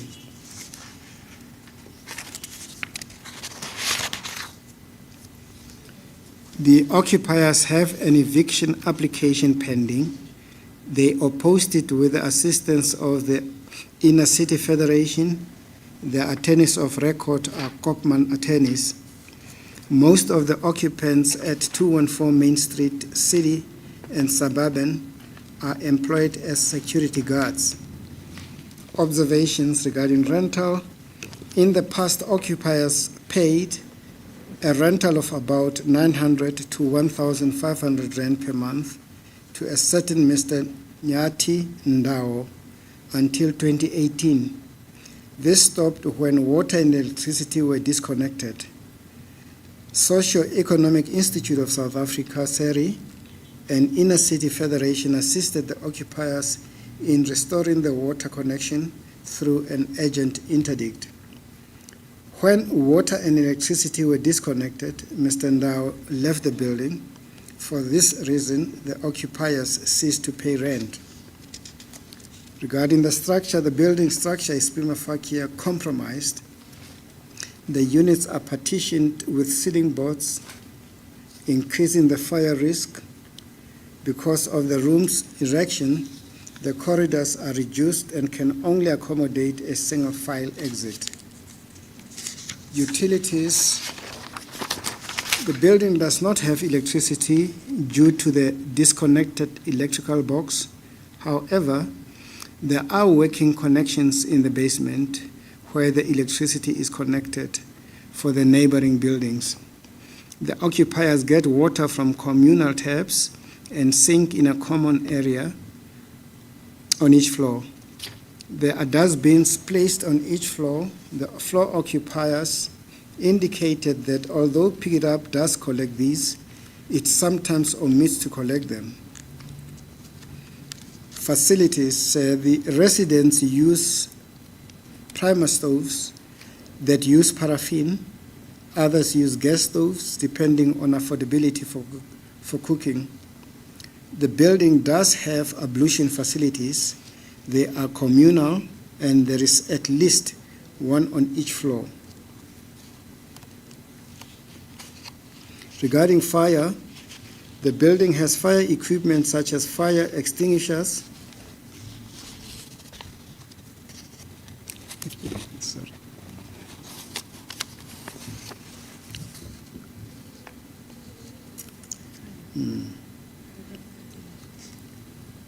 However, these do not seem adequate for a building of this size. That is the fire equipment. The fire escape staircase seems intact in terms of fire safety. Rooms are constructed inside the building using wooden material, ceiling boards, a potential fire hazard. The input from SERI and ICF,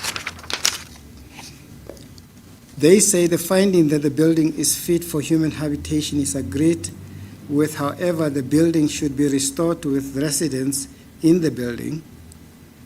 The city should engage EMS to determine whether the existing fire safety equipment is inadequate and whether additional equipment is required and installed. The flammable materials be replaced with partitioning that does not present a fire risk. The city made no comment.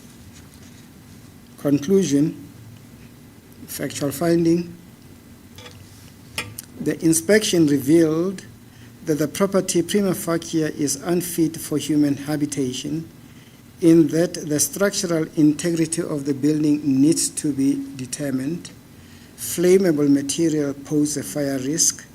Insufficient fire equipment is a transgression of the bylaws. Under the terms of reference, the property prima facie does not fall within the terms of reference in that the owner has not abandoned the building. Basic services such as electricity and proper ablution facilities are provided. The occupiers are paying rent. Contravention of the bylaws. There is prima facie evidence of contravention of the following bylaws. Section 7(1) L and M of the City of Johannesburg Metropolitan Municipality Problem Properties Bylaws. The section includes within the meaning of problem property a building whose structural integrity is compromised and one that poses a threat to the safety of the occupiers. Section 13, bracket 4 of the City of Johannesburg Metropolitan Municipality Emergency Service Bylaws prohibits anyone from obstructing any escape route in a way that would prevent or hinder occupiers from escaping in an emergency. The construction of the wooden living units, with which reduced the corridors into single files, is prima facie in contravention of this provision. Possible recommendation: if the building can be restored with the residents still in it, that option may be explored. If that is not possible, the occupants may have to be removed to a temporary emergency accommodation while the wooden partitioning is replaced and electricity restored. An inspection should be conducted to determine the structural integrity of the building. And if you may add another paragraph, Chair, Madam Commissioner, that there should be compliance with the bylaws.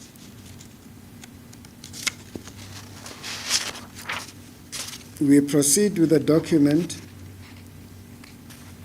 showing additional photos of the electrical wires, the passageways, the views of the fire escape route, the views of the bedroom, that of the communal sink, and view of outdoor stairways.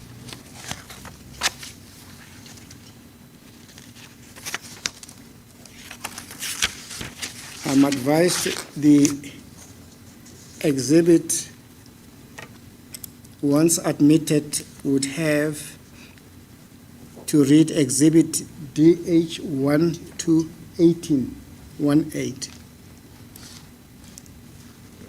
And absent an objection, Chair, I move that this exhibit be so admitted.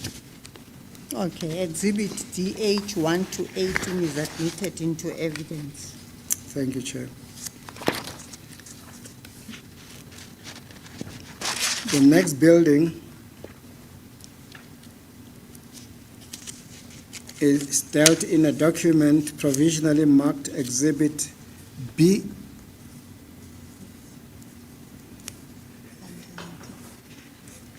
Well, it's Begazela settlement, short for that, 1 to 19.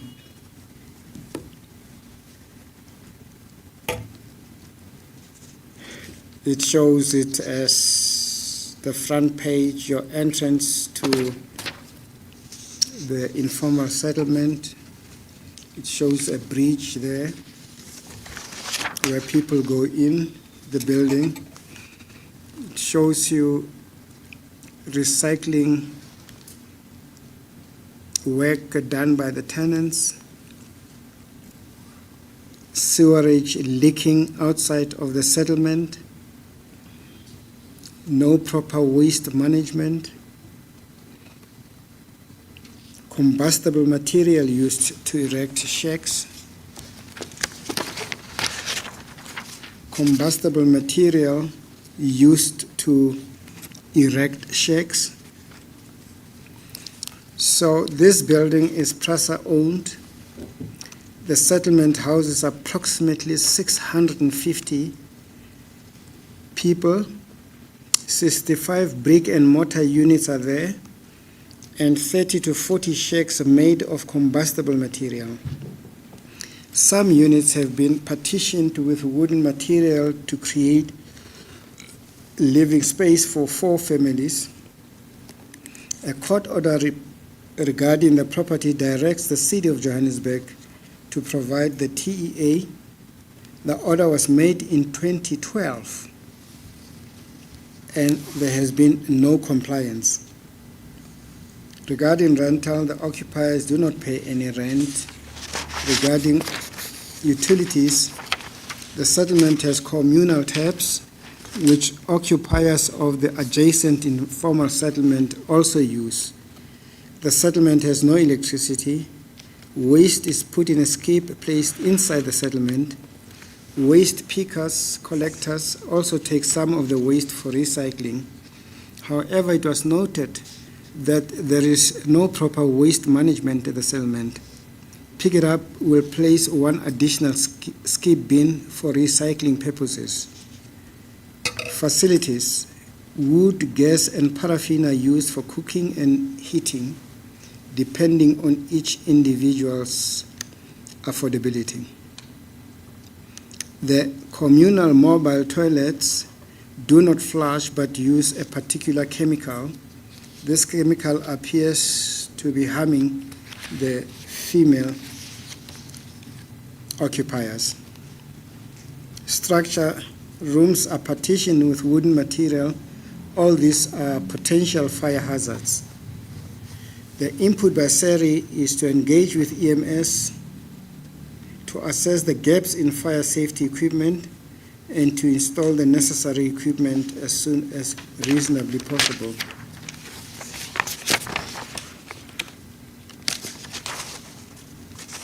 To replace the cardboard material that currently creates a fire hazard with material that does not create such a risk. Engage with City Power to determine whether the electricity can be connected, address the regularity with which the skip is cleared, provide sufficient toilets which do not contain harmful chemicals. The city occupants to be moved to a new restyled TEA on the condition that a TEA is found, says the city. Conclusion, factual findings. The inspection revealed that the property is prima facie unsuitable for human habitation, in that the property is overcrowded, there is no electricity, the partitioning is made of flammable material which pose a fire risk, there is no fire equipment.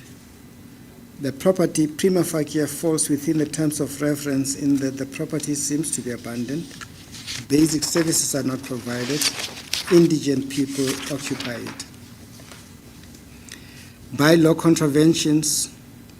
There's a prima facie evidence of the following bylaws being contravened. Section 33C of the City of Johannesburg Metropolitan Municipalities Public Health Bylaws prohibits disposing of sewer or water from any bath, wash hand basin, toilet, shower, or kitchen sink in a way or location that may create a public health hazard and or nuisance.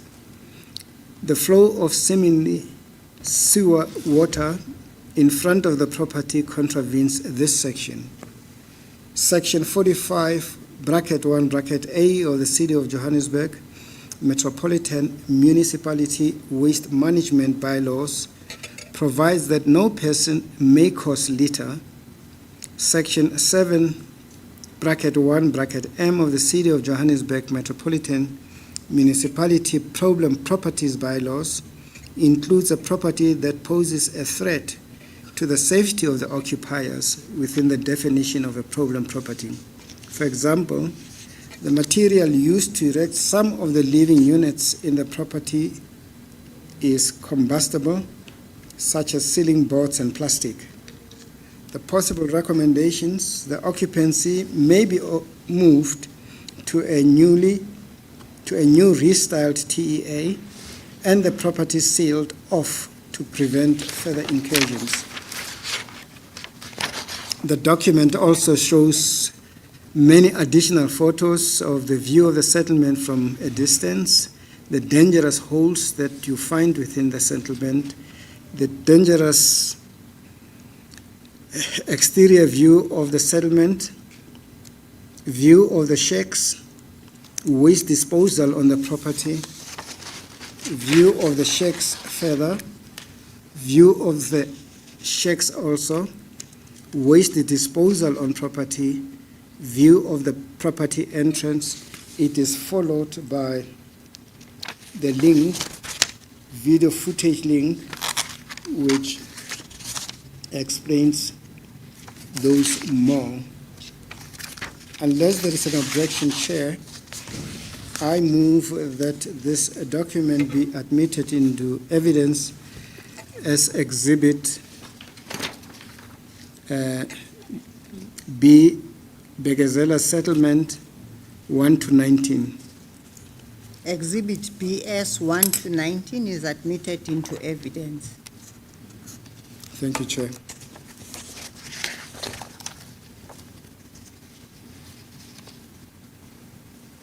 The next report is that of document provisionally marked LB 1 to 26, Linatex building, with a building date of inspection date of 25 July 2024. The face of the building appears on the front page.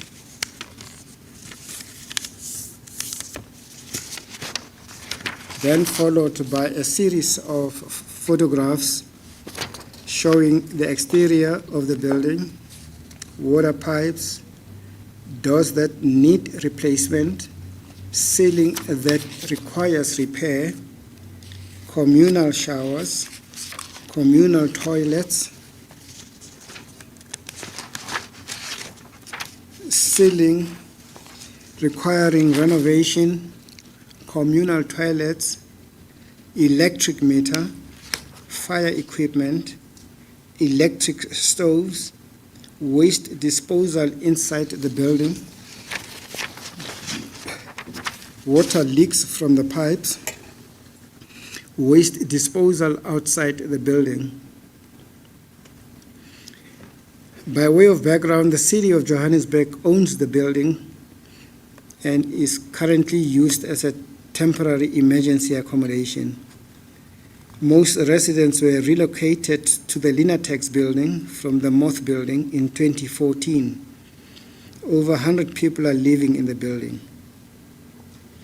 The observations made are that the property has 3 stories, the building needs renovation, and we were informed that the occupiers of the building had vandalized the building by stealing the taps, door hinges, and frames when the city was busy installing the communal bathrooms. Utilities, there is water and electricity on the property.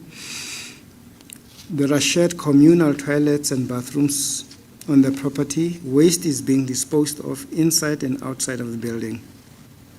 There is water leakage from the pipes around the building. Regarding fire, there is fire equipment in the building. SERI and ICF say update the plumbing system to ensure they meet current safety standards, and the city made no comments. Conclusion, factual findings. The inspection revealed that the building is prima facie suitable for human habitation. The building thus is a TA and does not fall within the terms of reference. Bylaw contraventions. Prima facie evidence of contraventions of the following bylaws in the property. Public Health Bylaw Section 5, Bracket 2, states that every owner or occupier of premises must ensure that a public health hazard does not occur on these properties. The property has waste disposal system inside and outside the building.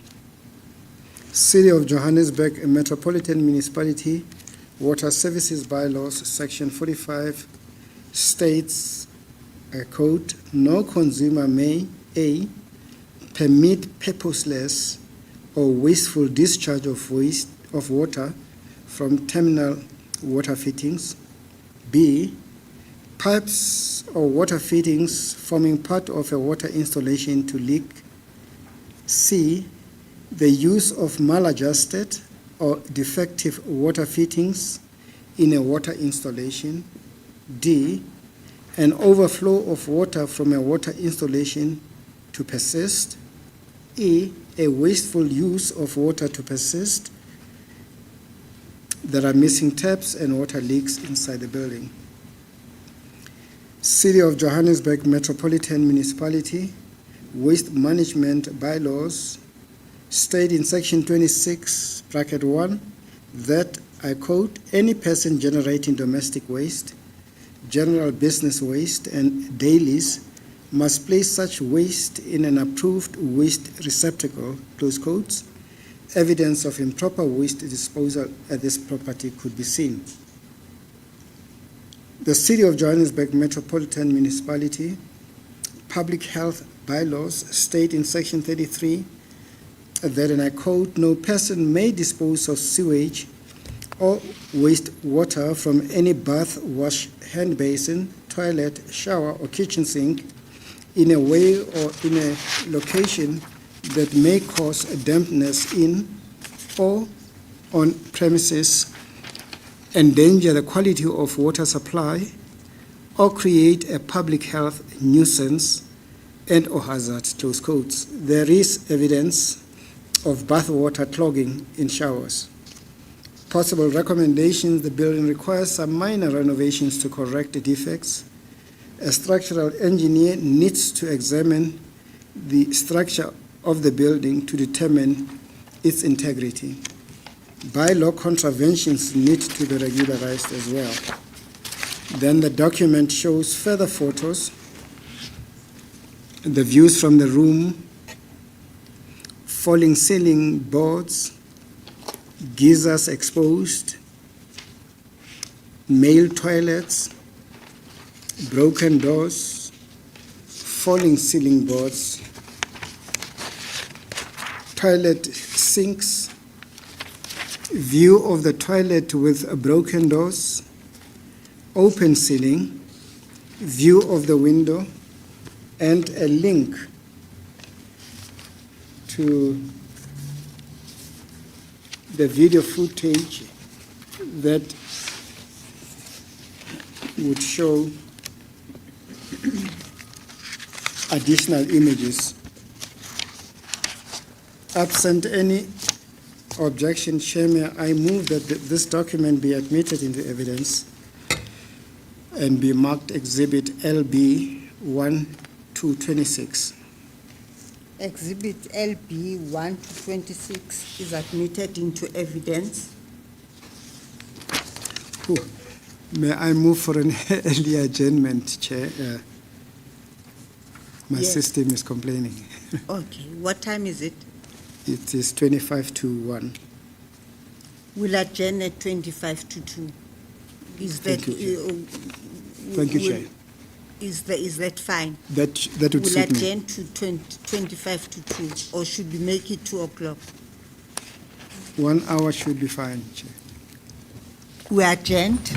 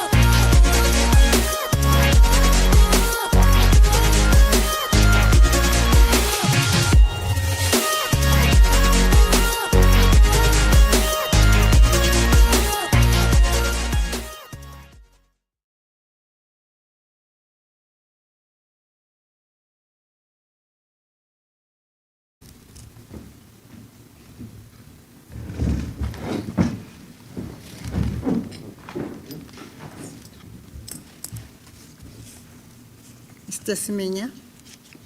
Thank you, Chair, and thanks for the indulgence. Can I invite us to look at the next document, which provisionally is marked Exhibit OR 1-27, a building in 12 Olivia Road, Berea.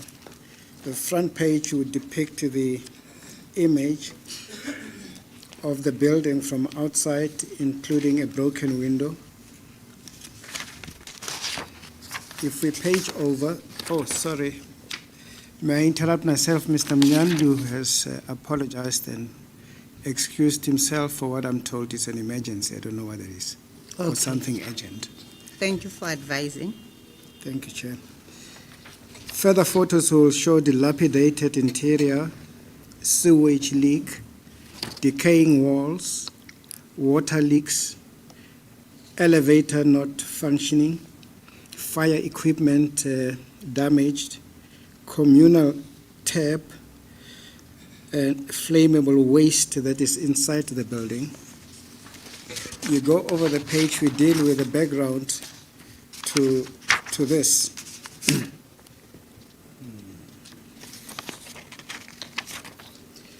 The background to the building, it is a 7-story building, has about 87 units or rooms. These units are home to approximately 200 people. The building is said to be privately owned under a sectional title arrangement. Some occupants moved into this building through the 7 Buildings project. We will hear more about that later. An initiative of former President Nelson Mandela and Joe Slovo. Observations regarding rental: the occupiers pay rentals to their respective landlords. This is because some sectional title holders charge different rates for rental. Structure: there are noticeable building defects. The building is dilapidated outside and inside, and there are broken windows. Sewage is present in some parts of the building, seemingly from burst septic tanks. The building structure is prima facie compromised. The walls are decaying due to excessive water leaks. Looking at facilities, the building has working ablution facilities on each floor. All the elevators in the building are not in a working condition and have not been working for a long time. The building has fire safety equipment, but most of it is ostensibly not in a working condition. You look at utilities, the building has running water. However, on some floors, the occupants collect water from fire hoses. Only 4 and 5 have communal taps. One such communal tap would serve more than one floor. The building has electricity. Waste is collected in bins inside the building and disposed of in a skip bin outside the building. Regarding fire, the building contains some fire equipment such as fire hoses. However, the fire equipment is not operational or fit for purpose. The waste accumulating in parts of the building also exacerbates the fire risk, as it is an accelerant. Input from SERI ICF: a structural engineer should determine the structural integrity of the building. The existing fire equipment in the building is to be serviced to render it compliant with the relevant health and safety legislation. Update the plumbing system to ensure they meet the current safety standards. Over the page says the city: engage the occupants for a consensual moving of the occupants, failing which the requisite legal proceedings should be instituted to move the occupants. There is currently no TA that can house any person in distress. Conclusion: factual findings. The inspection revealed that the building is prima facie unfit for human habitation, in that the property poses a fire risk and the risk of collapse cannot be ruled out. Fire equipment is not fit for use. Waste accumulation poses a fire hazard. no working elevators, there is bulging overcrowding. The terms of reference, the property prima facie does not fall within the terms of reference in that the building is not abandoned by its legitimate owner and is not taken over by criminal syndicates or by other groups. It is not leased out to and is not populated by tenants who don't have the means to afford other forms of housing. Basic services such as water, electricity, refuse removal, and sanitation are provided. Contraventions of the bylaw, prima facie evidence is there of these contraventions.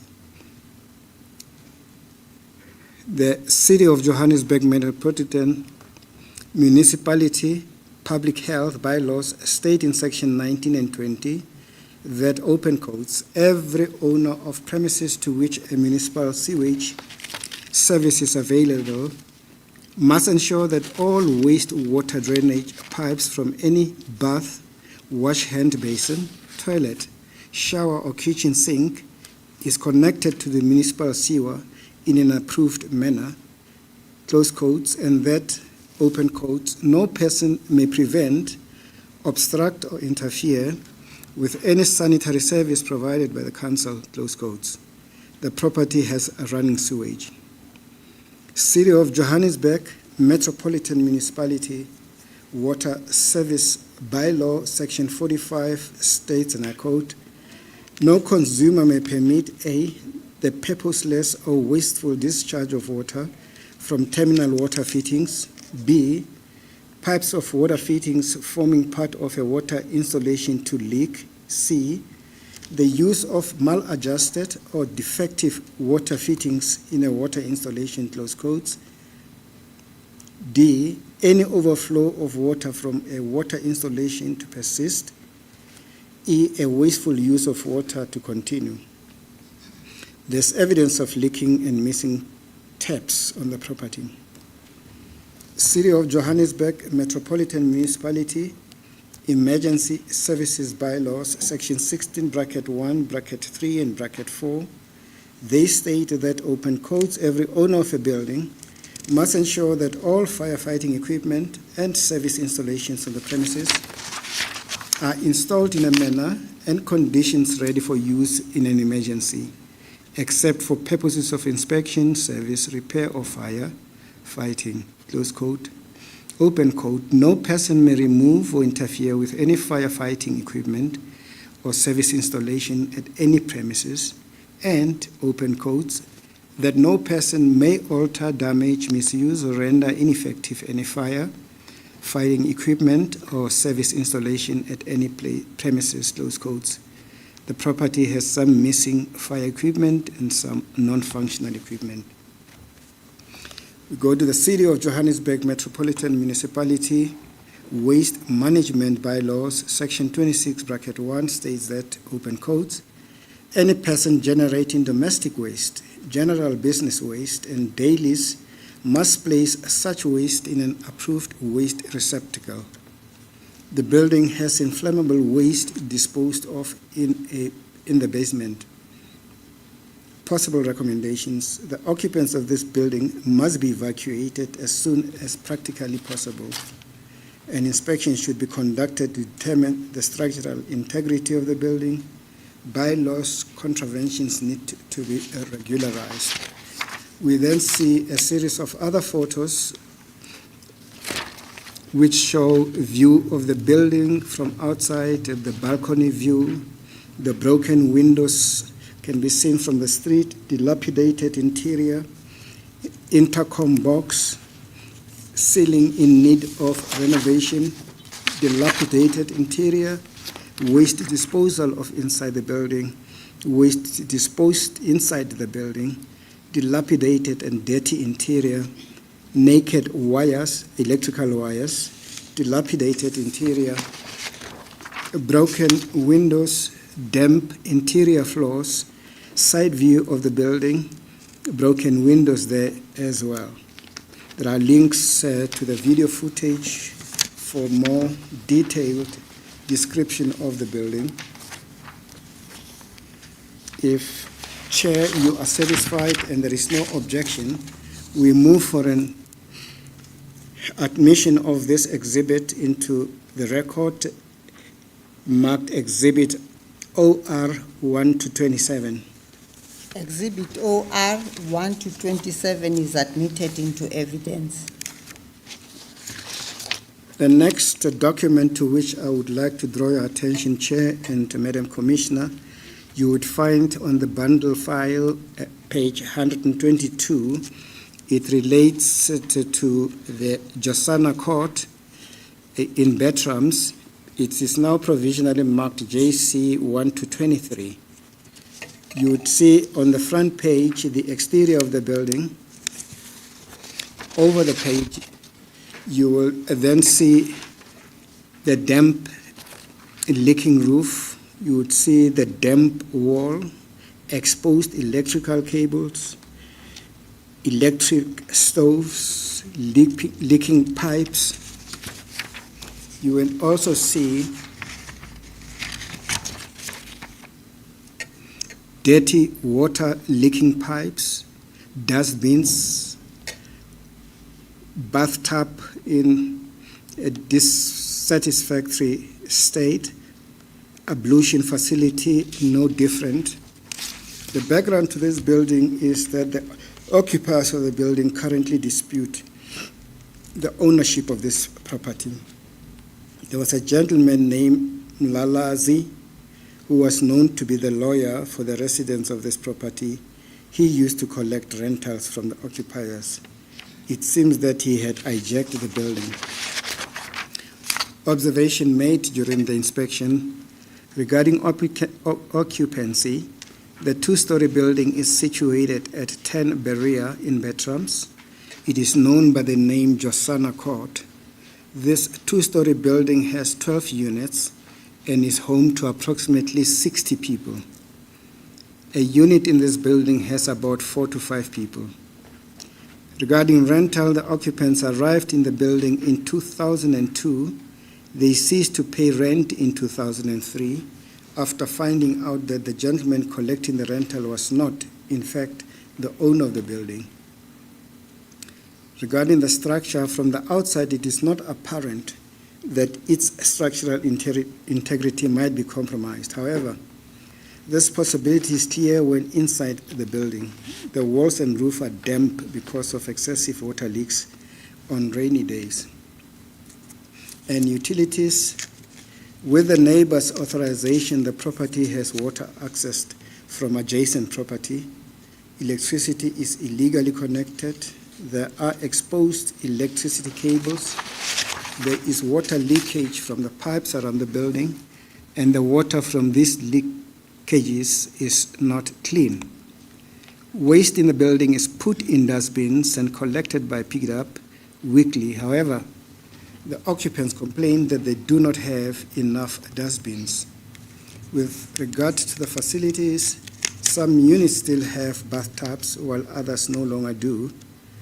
The same applies to ablution facilities. Those without ablution facilities in their units use from the other units in the building. The occupants use electricity-operated stoves such as a two-plate stove. Regarding fire, there's no fire equipment in the building. Exposed electrical cables also pose a fire risk. Input from SERI, no comments received. The city, no comments received either.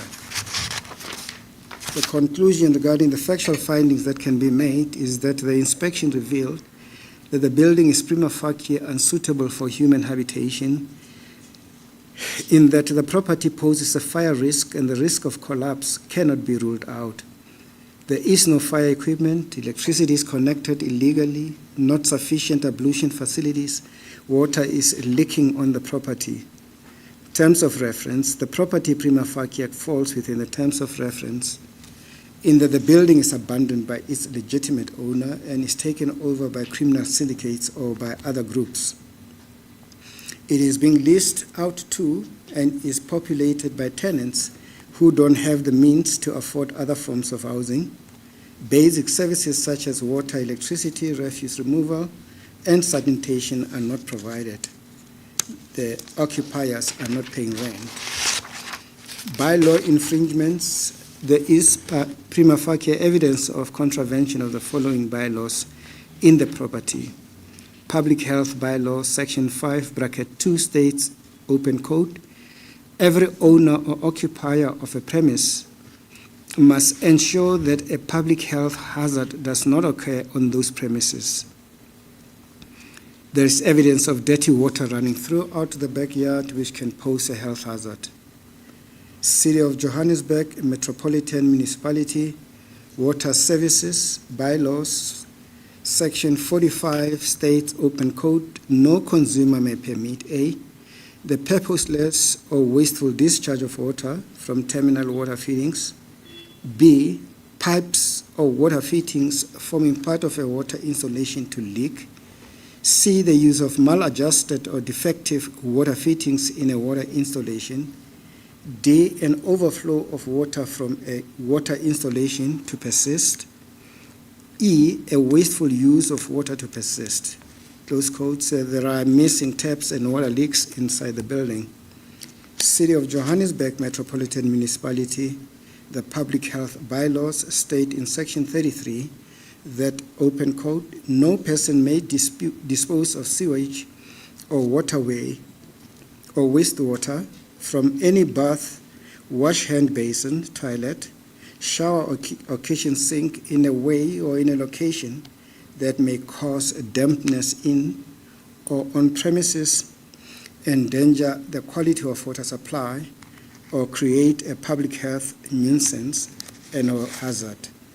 There is evidence of used water spilled on the property. Greater Johannesburg Metropolitan Council Electricity Bylaws, Section 15, bracket 1 and bracket 3, states, and open quote, that no person other than an employee of the council authorized thereto shall, without written permission from the engineer, connect or reconnect or attempt to connect or reconnect any electrical installation to the service connection or the supply main. There is evidence of illegal electrical connection on the property, and if such a supply is nevertheless so reconnected after the council has disconnected it, the consumer, close quotes, and owner consent shall forthwith take all reasonable steps within their power to ensure that no electricity consumed on the premises concerned, and shall in addition forthwith notify the engineer, close quote.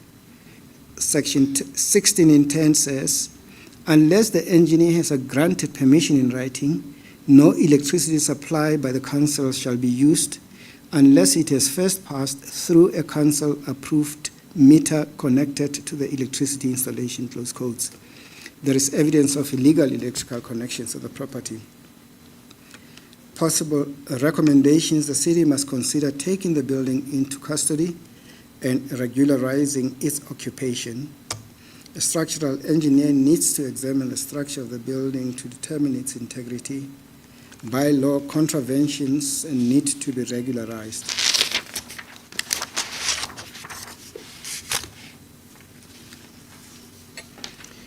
There are further photographs which show what the toilet in the building looks like, what ceiling that needs renovations, broken windows, illegally connected electricity, electrical stoves, broken windows. Side view of the inside of the building, a running sewage that is clearly visible from outside, building alley, narrow, I must add, broken pavements, view of the building passage, as well as a side view of the building. You have link video footage that gives greater detail to the description in the exhibit. If you are satisfied, Chair, I would move that what is provisionally Exhibit OR 1 to 27 be admitted into evidence marked Exhibit OR 1 to 27. And there is no objection to it. JC. JC, sorry, Chair. 1 to 23. Yes. Exhibit JC 1 to 23 is admitted into evidence. The next document is provisionally marked MB 1 to 12, but should ultimately read 1 to 14. It is a medicine building in Doornfontein. The front page would show you the exterior of the building. Further photos would show you the communal toilet, water drainage system clearly defective, electric box also suspect, damaged ceilings, electrical meter. Further on, you see the bin for waste disposal. The background to this building, Consumer Plus owns it. There are approximately 13 people accommodated on the property. They have been on the property since 2015. The building has 2 stories to it and needs renovation. Observations made regarding rental: the occupiers pay rent ranging between 1,000 and 1,500 rand per month. Utilities: there is water and electricity on the property. There are shared communal toilets and bathroom on the property. There are bins on the property for waste disposal. SERI says about this: the factual findings are agreed to. If the building is to be used for subsidized rental, then it should be stated that the current occupiers should be the beneficiaries of that subsidized rental. If the occupiers are not beneficiaries of the subsidized rental, then a TA should be provided. The city in turn made no comment. Conclusion: the inspection revealed that the building is prima facie suitable for habitation and needs a renovation. Terms of reference: the property does not fall within the terms of reference in that this building is not abandoned by its legitimate owner and is not taken over by criminal syndicates or by the other groups. It is not leased out to and is not populated by tenants who don't have the means to afford other forms of housing. Basic services such as water, electricity, refuse removal, and sanitation are provided. Contraventions of the bylaw: there is no prima facie evidence of a contravention of the bylaws on the property. Possible recommendations: the property can be used as a subsidized rental apartment if the owner is minded to do so. There are further photographs showing greater detail, with dustbin on top of toilet and small bin outside the room, and the kitchen view, tiled walls, electrical switches, with the video footage showing greater detail of this given on that page.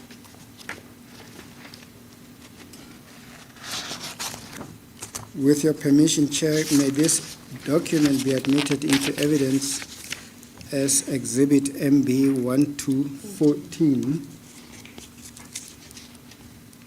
Exhibit MB 1 to 14 is admitted into evidence. Thank you, Chair.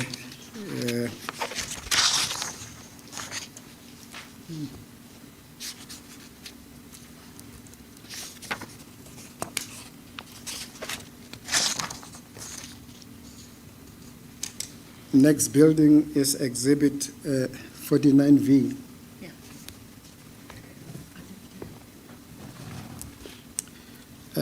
This, Ms. Platt would help me. Thank you. Ms. Platt? Thank you, Madam Chair, Madam Commissioner.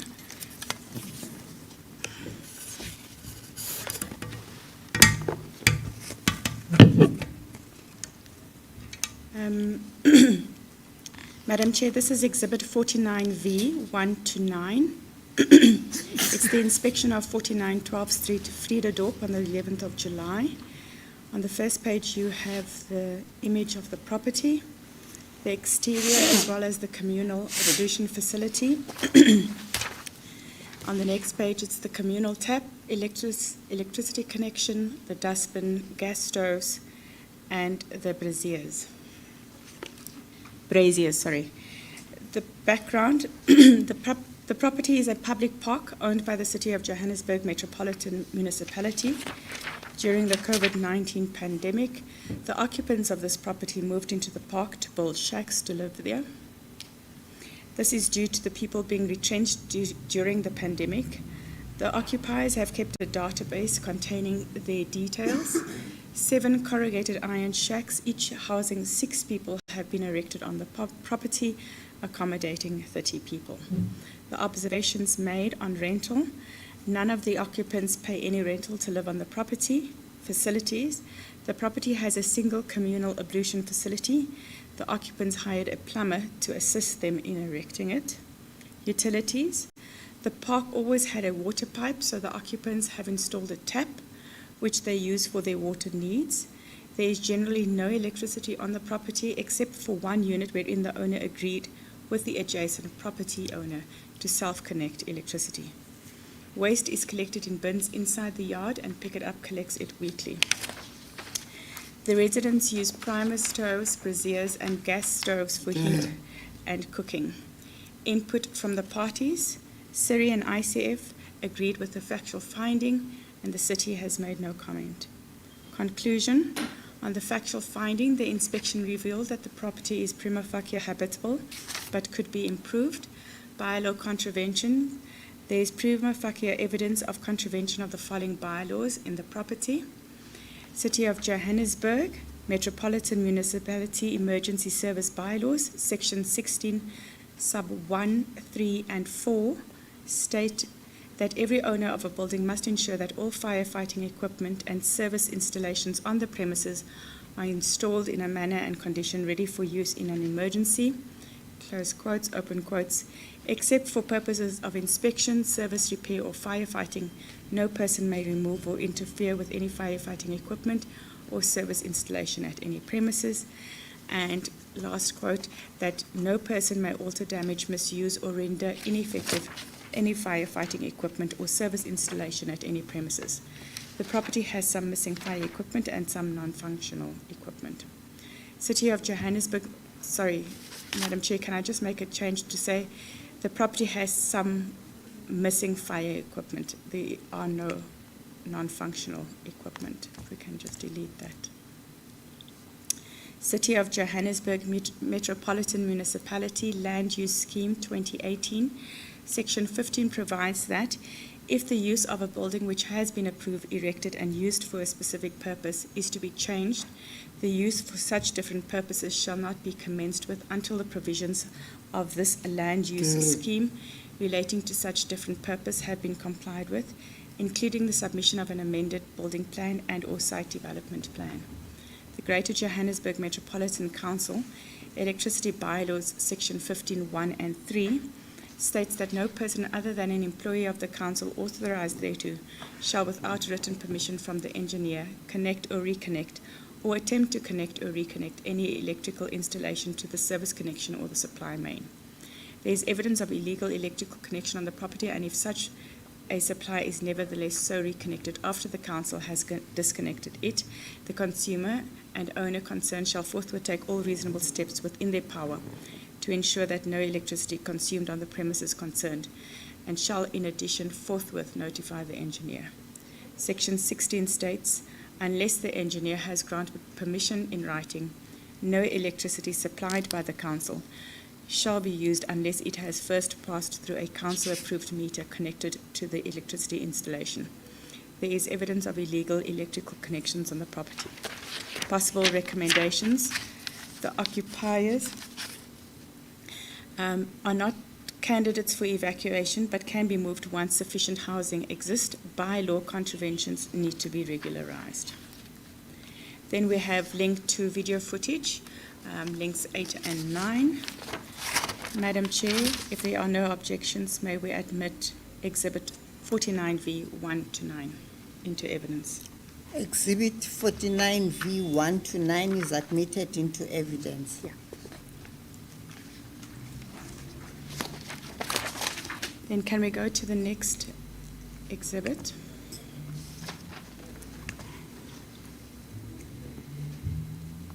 It's Exhibit 54 MS.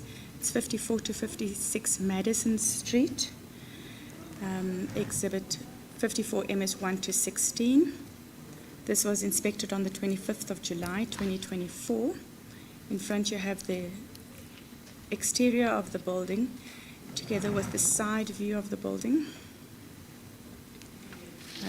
On the next page you have the dustbin, a water meter which is disconnected, fire equipment, electric wires, the toilet and water taps with no water. On the next page you have electric stoves used for cooking. With the background, Boost Property Management owns the property. The residents pay rent of approximately 2,000 Rand per room, depending on the size of the rooms, and approximately 12 to 15 people are living on the property. Observations, the structure. The property is a two-story building with a cottage. Utilities, there is no water on the property as this has been disconnected. The residents collect water from a communal tap at the station. There are toilets and bathrooms in each apartment on the property. The building has bins for waste disposal. There is electricity on the property, and under fire, there is fire equipment on the property. Input from the parties, Syria and ICF, state that the city should be engaged to determine the process for reconnection of the water supply and whether residents currently occupying the property qualify for free water under the ESP. Provide a standpipe near the property for the interim, and that the current residents are considered for subsidized rental, alternatively provided in a TEA. The city has made no comment. Conclusion on the factual finding. The inspection revealed that the property is prima facie suitable for human habitation. Terms of reference. The property prima facie does not fall within the terms of reference in that this building is not abandoned by its legitimate owners and is not taken over by criminal syndicates or by other groups.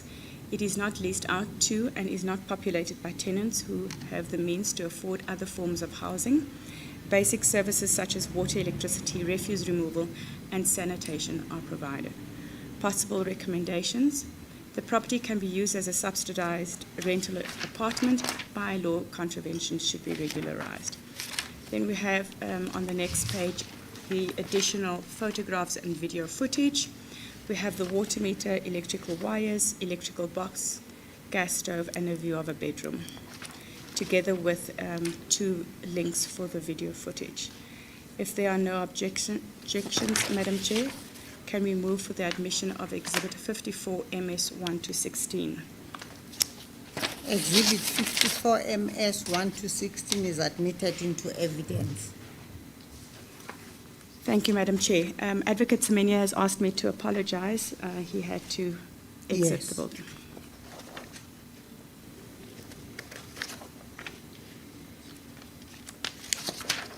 Madam Chair, can we then go to Exhibit 59V?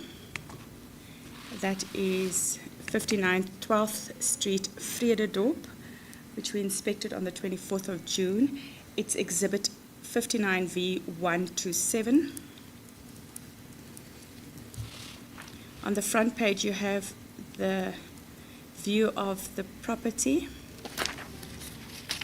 It's the exterior of the building on the next page, the dustbin located inside the property, the shared toilet, the communal shower, and illegal electrical connections. The background, the city owns and entrusts the property to the Johannesburg Property Company. Mr. Maganu confirmed that he possesses the property, having leased it from the late Mr. Manny Osborne, foot stewards. The agreement between the two gentlemen was that Mr. Maganu would receive rental for the residential part of the property, while Mr. Osborne would obtain rent from the shops. Mr. Machano also indicated that the city sought 150,000 rand for the property, and Mr. Osborne contributed 60,000 rand. There are 5 rooms and approximately 8 people that live on the property. Observations under rental, Mr. Machano indicated that he receives a monthly rental of 400 rand per person. The structure is made of brick and mortar with corrugated iron sheets. Despite this, the structure is dilapidated. The building has no fire equipment. Some broken vehicles and old fridges are also parked in the communal space between the rooms.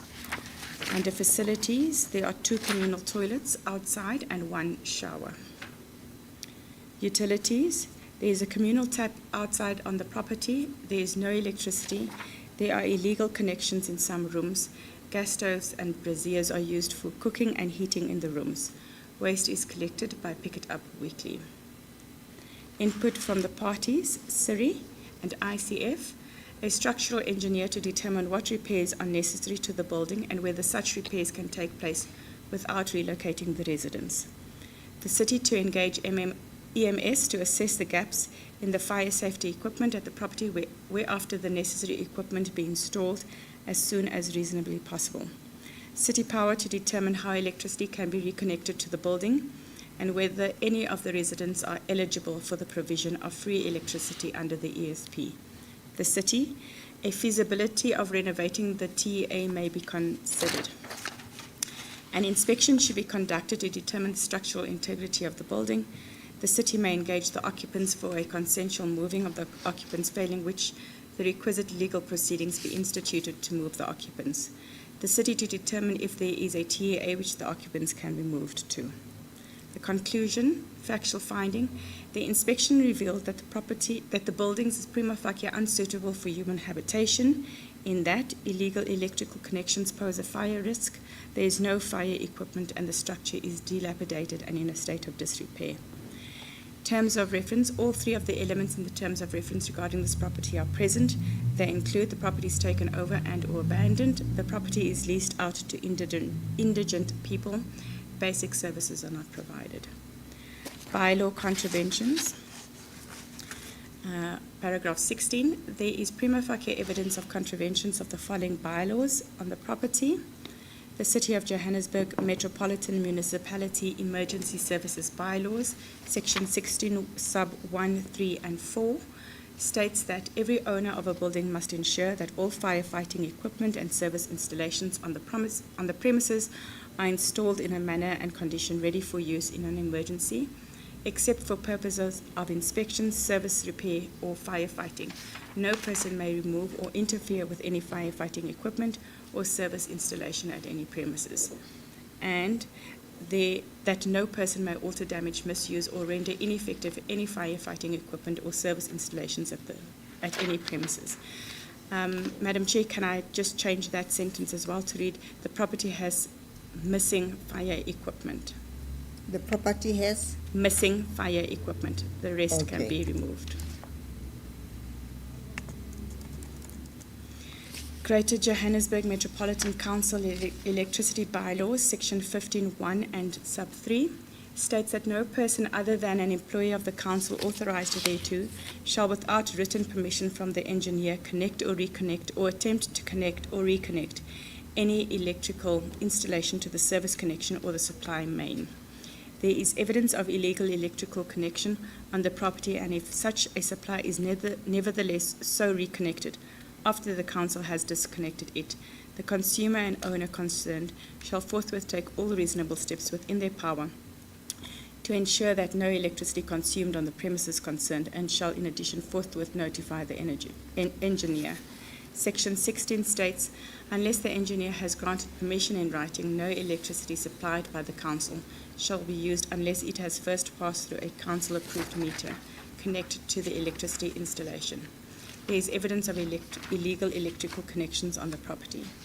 Possible recommendations. The occupiers should be evacuated to a TEA and the building should be demolished. New styled TEAs can be erected on the site. Bylaw contraventions need to be regularized. And there is, on the next page, links to video footage 59V, 6 and 7.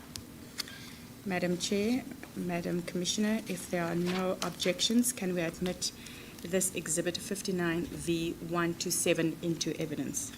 Exhibit 59V127 is admitted into evidence. Thank you, Madam Chair.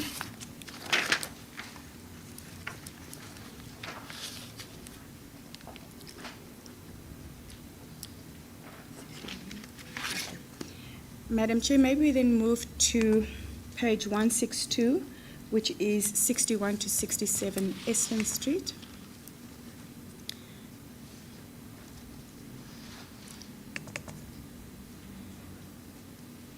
Yes, you may. Sorry, I'm just opening up the, it's just taken a little while. It's Exhibit ES125. It's the report of 61 to 67 Estlin Street on the 24th of July. This, on the front page, you can see is a car park.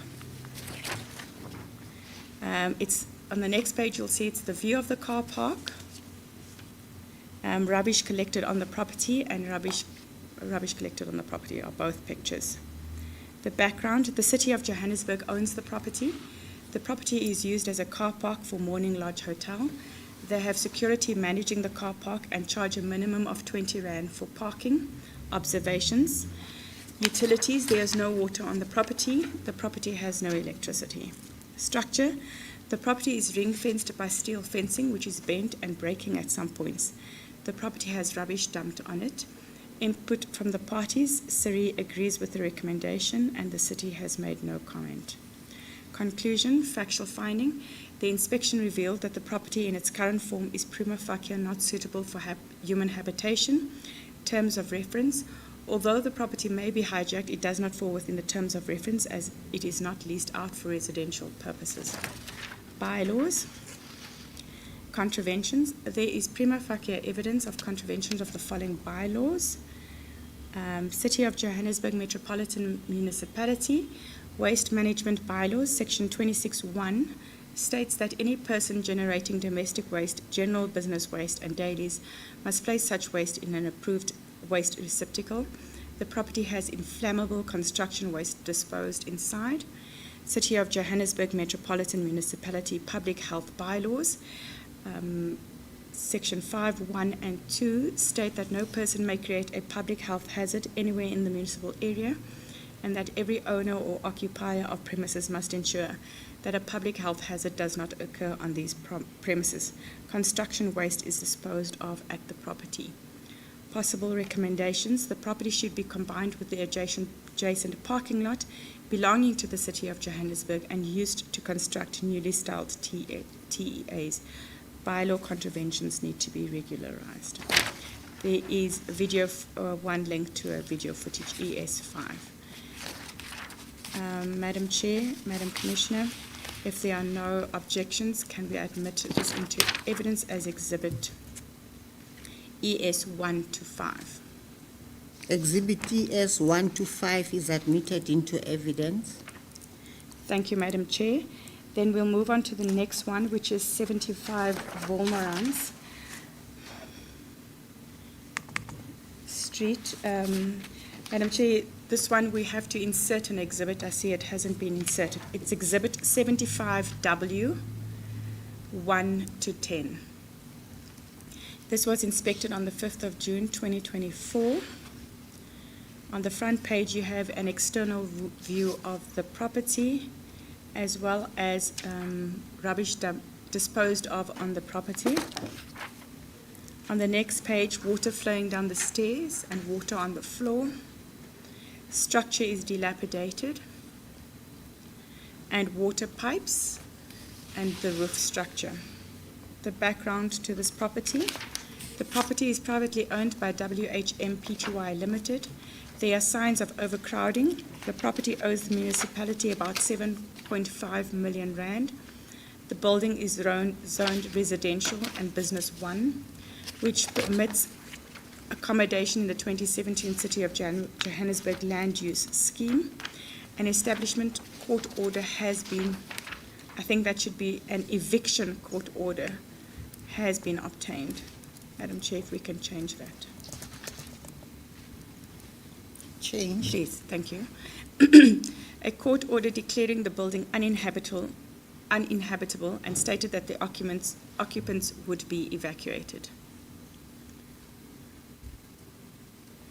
Observations: the structure. The communal spaces were unhygienic, unconducive to human habitation, and unsatisfactory. The structure is dilapidated and only some windows are in good condition.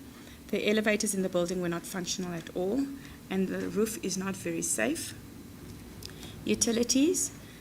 There were water spillages which caused slippery conditions. External stairs are not safe and there is no lighting.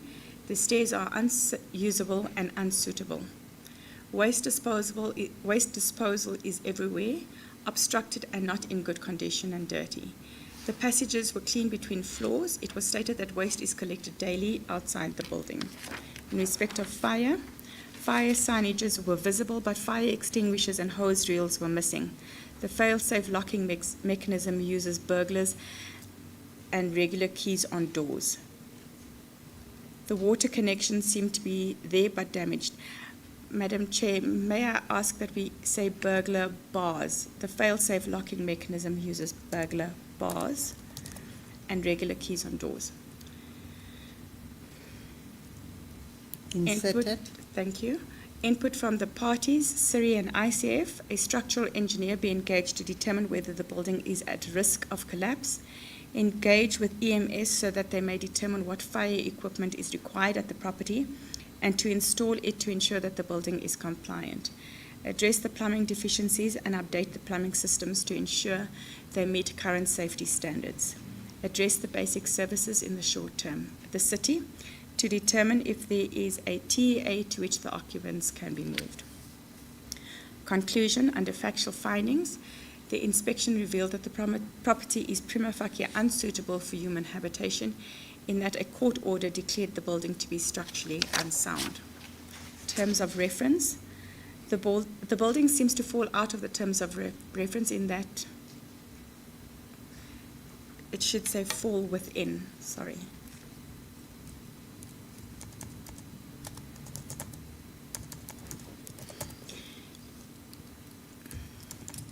Fall within the terms of reference in that the building is abandoned, indigent people occupy it, they are not provided with basic services such as electricity and adequate waste management. Under bylaw contraventions, there are prima facie evidence of contravention of the following bylaws on the property. City of Johannesburg Metropolitan Municipality Public Health Bylaws, sections 19 and 20 states that every owner of premises to which a municipal sewage service is available must ensure that all wastewater drainage pipes from any bath, wash hand basin, toilet, shower or kitchen sink is connected to the municipal sewer in an approved manner, and that no person may prevent, obstruct or interfere with any sanitary service provided by the council. The property has running sewage. City of Johannesburg Metropolitan Municipality Emergency Services Bylaw, section 16, sub 1, 3 and 4 states that every owner of a building must ensure that all firefighting equipment and service installations on the premises are installed in a manner and condition ready for use in an emergency. Except for purposes of inspection, service, repair or firefighting, no person may remove or interfere with any firefighting equipment or service installation at any premises, and that no person may alter, damage, misuse or render ineffective any firefighting equipment or service installation at any premises. The property has some missing fire equipment and some non-functional equipment. City of Johannesburg Metropolitan Municipality Waste Management Bylaws, section 26(1) states that any person generating domestic waste, general business waste and dailies must place such waste in an approved waste receptacle. The building has inflammable waste disposed of in a basement. Possible recommendations: the property should be sealed to prevent further incursions and the occupiers should be moved to a new restyled TEA. Bylaw contraventions need to be regularized. And then, my lady, we have a link to the video footage of 75W 9 and 10. If there are no objections, Madam Chair, may we admit this as Exhibit 75W 1 to 10. Exhibit 75W 1 to 10 is admitted into evidence. Thank you, my lady. The next one we have is 87 Banquet Street. My lady, can we change this exhibit number, because I see we've already have an exhibit with BS, so can we do 87B 1 to 9?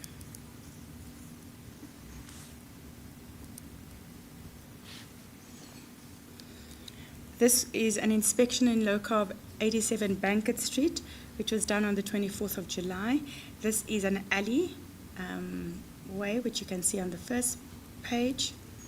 Then it's a view of the alley, water collected in dishes, view of kitchen stalls, a skip bin, construction waste, and that's the back view of the alley, as well as clogged drains. Background to this property: the City of Johannesburg owns the property. The property is used as a street kitchen, cooking and selling food. The food vendors pay rent to the shop next to the property for 750 rand. Observations: utilities. There is no water on the property. Water is collected from a basement across the street. The property has clogged drains where water used is disposed of. There are no toilets on the property. Construction waste is disposed of at the back of the alley, and regular waste is placed in a skip bin. The property has no electricity. They use gas to cook. Input from the parties. From Siri, the occupiers should be consulted on the impact of relocation on their livelihood. An expert assessment must be secured. The City, no comment was received. Conclusion: under factual finding, the inspection revealed that the property prima facie can be suitable for human habitation. Terms of reference: the property prima facie does not fall within the terms of reference in that it is not leased out for residential purposes.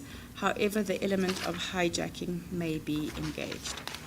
Bylaw contraventions: there is prima facie evidence of contraventions of the following bylaws on the property.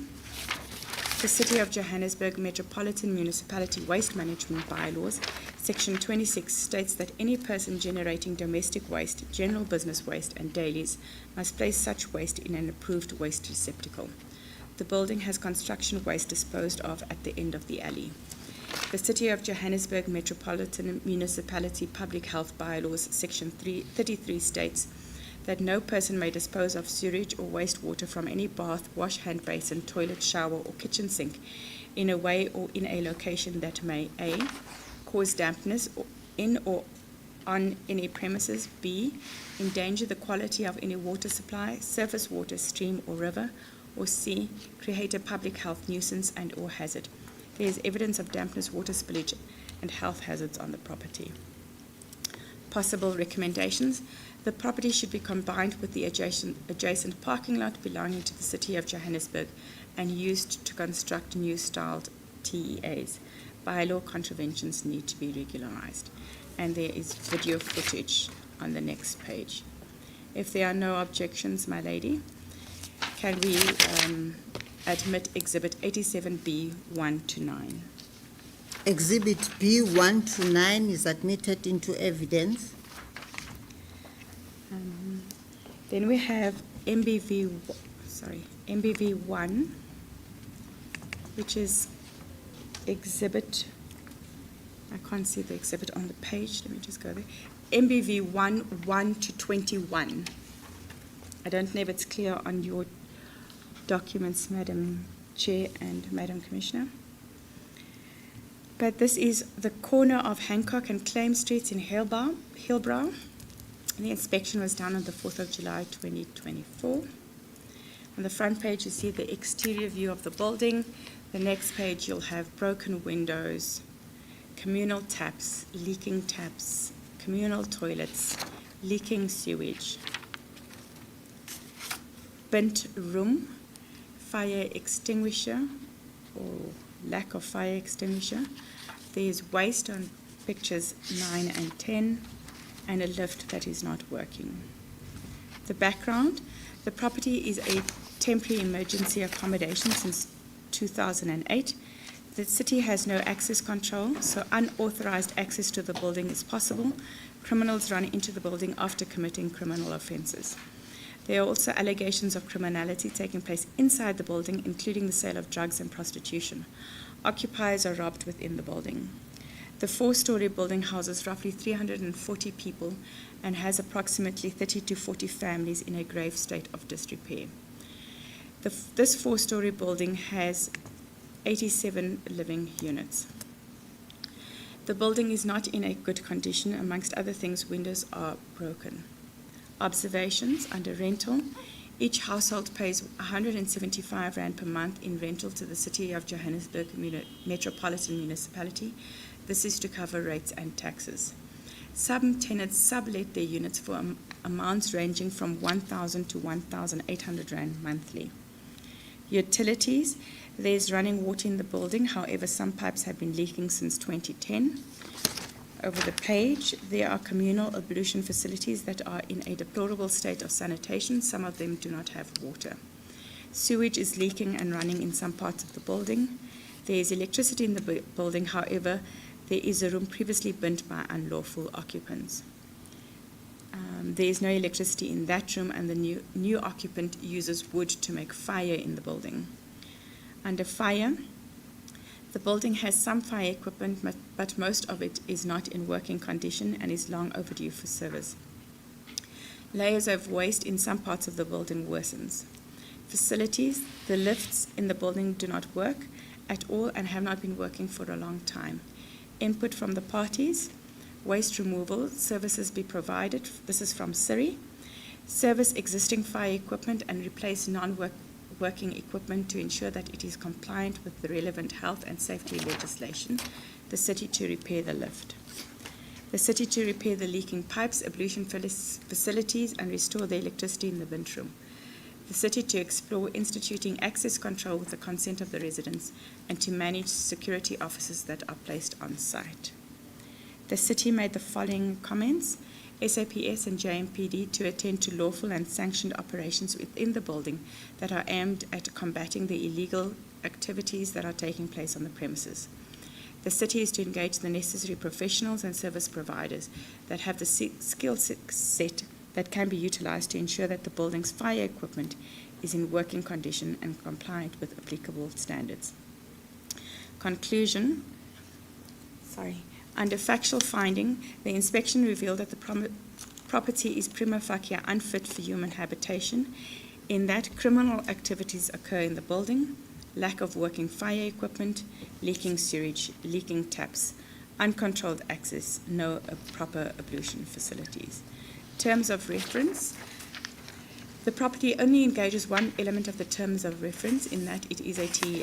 It is not leased out. However, the occupants are indigent people who do not receive basic services such as adequate waste management.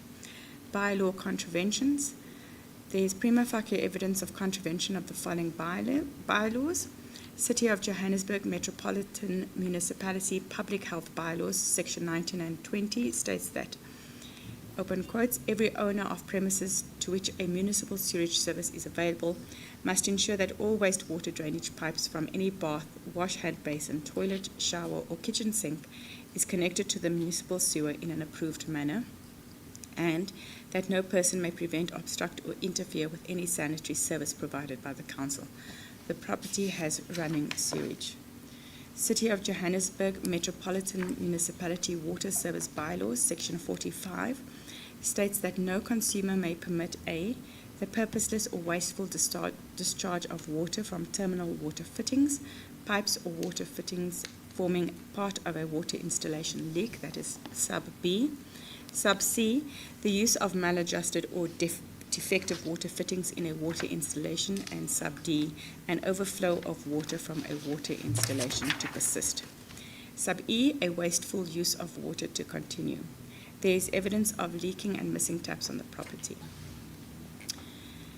City of Johannesburg Metropolitan Municipality Emergency Services Bylaws, Section 16(1), 3, and 4, state that every owner of a building must ensure that all firefighting equipment and service installations on the premises are installed in a manner and condition ready for use in an emergency. Except for purposes of inspection, service repair, or firefighting, no person may remove or interfere with any firefighting equipment or service installation at any premise. and that no person may alter, damage, misuse, or render ineffective any firefighting equipment or service installation at any premises. The property has missing fire equipment and some non-functional fire equipment. The City of Johannesburg Metropolitan Municipality Waste Management Bylaws under Section 26(1), it states that any person generating waste, domestic waste, general business waste, and dailies must place such waste in an approved waste receptacle. The building has waste disposed of inside. Possible recommendations: the building may have to be evacuated and the city may need to provide temporary emergency accommodation. Bylaw contraventions need to be regularized. On the next page, we have additional photographs. We have broken windows, the waste that is disposed of in the building. Again, some broken windows, a dilapidated kitchen, waste that is disposed of in the building, another dilapidated kitchen, dilapidated basins, and a window closed with mesh wire. We also have links to the video footage. Madam Chair, Madam Commissioner, if there are no objections, may we admit this as Exhibit MBV 1 to 21. Exhibit MBV 1 to 21 is admitted into evidence. My lady, and then the final report that we have for today would be Exhibit DIS 1 to 21. This is the inspection of the Denver Informal Settlement, which was inspected on the 25th of July 2024. On your front page, you will see a picture of the informal settlement. We have mobile toilets on the next page, as well as an exterior view of one of the shacks, some doors that need replacement. Compromised foundations, waste disposal inside the settlement. Communal water source, compromised foundations. Solar field, solar cabling, coal cooker, a skip bin, as well as an inside view of the shacks. The background: the City of Johannesburg owns the property currently being used as a temporary emergency accommodation. Most residents on the property were relocated from the Usindiso, Remington, and Dalvis. It is not clear how many occupiers live on the property. Observations on the structure: the structures on the property are made of corrugated iron sheets. Some areas of the property require structural work. The foundation on the property is compromised and collects water in the rainy season. Under utilities, there is water on the property. The property has no electricity. The residents use coal stoves for cooking. The city is currently in the process of installing solar on the property. There are communal mobile toilets on the property. Waste is being disposed of inside the property, and there is a skip bin inside the property. The input from the parties, from CIRI and ICF, they state that a structural engineer is to determine the structural integrity of the compromised foundation and whether it poses a risk to the residents. The city is to investigate all these deficiencies and consult the residents on them before implementing measures to address them. The adequacy of Denver as a TEA has not been addressed, and a full assessment be conducted against the legal and policy standards applicable to TEA, including the EHP and the city's TEA policy. The city made the following comment: the city is to engage professionals and or service providers with the necessary skill set that may be utilized to address the structural issues on the premises. Conclusion: the inspection revealed that the property is prima facie suitable for human habitation. Terms of reference: the property prima facie does not fall within the terms of reference in that it is not hijacked or leased out. Bylaw contraventions: there is prima facie evidence of contraventions of the following bylaws on the property. 16.1 City of Johannesburg Metropolitan Municipality Public Health Bylaw, Section 33 states that no person may dispose of sewage or wastewater from any bath, wash hand basin, toilet, shower, or kitchen sink in a way or in a location that may A. cause dampness in or on any premises, B. endanger the quality of any water supply, surface water, stream, or river, or C. create a public health nuisance and or hazard. there is evidence of dampness, water spillage, and health hazards on the property. The City of Johannesburg Metropolitan Municipality Waste Management Bylaw, Section 26(1), states that any person generating domestic waste, general business waste, and dailies must place such waste in an approved waste receptacle. Waste is disposed of inside the property. City of Johannesburg Metropolitan Municipality Public Health Bylaws, Section 5(1) and 2, state that no person may create a public health hazard anywhere in the municipal area, and every owner or occupier of premises must ensure that a public health hazard does not occur on these premises. The dumping of waste inside the property is posing a health hazard. Possible recommendations: the property is remove the property. It should read a structural engineer to determine the integrity of the foundations. What should it read, Ms. Platt? A structural engineer to determine the integrity of the foundation. So the words "the property" to be removed. Should be deleted. Yes. Bylaw contraventions need to be regularized. Then on the next page, we have additional photographs and the video footage. There is a crack due to illegal mining in the foundations, as well as inside view of the units. We also have linked to video footage, DIS 16 to 21.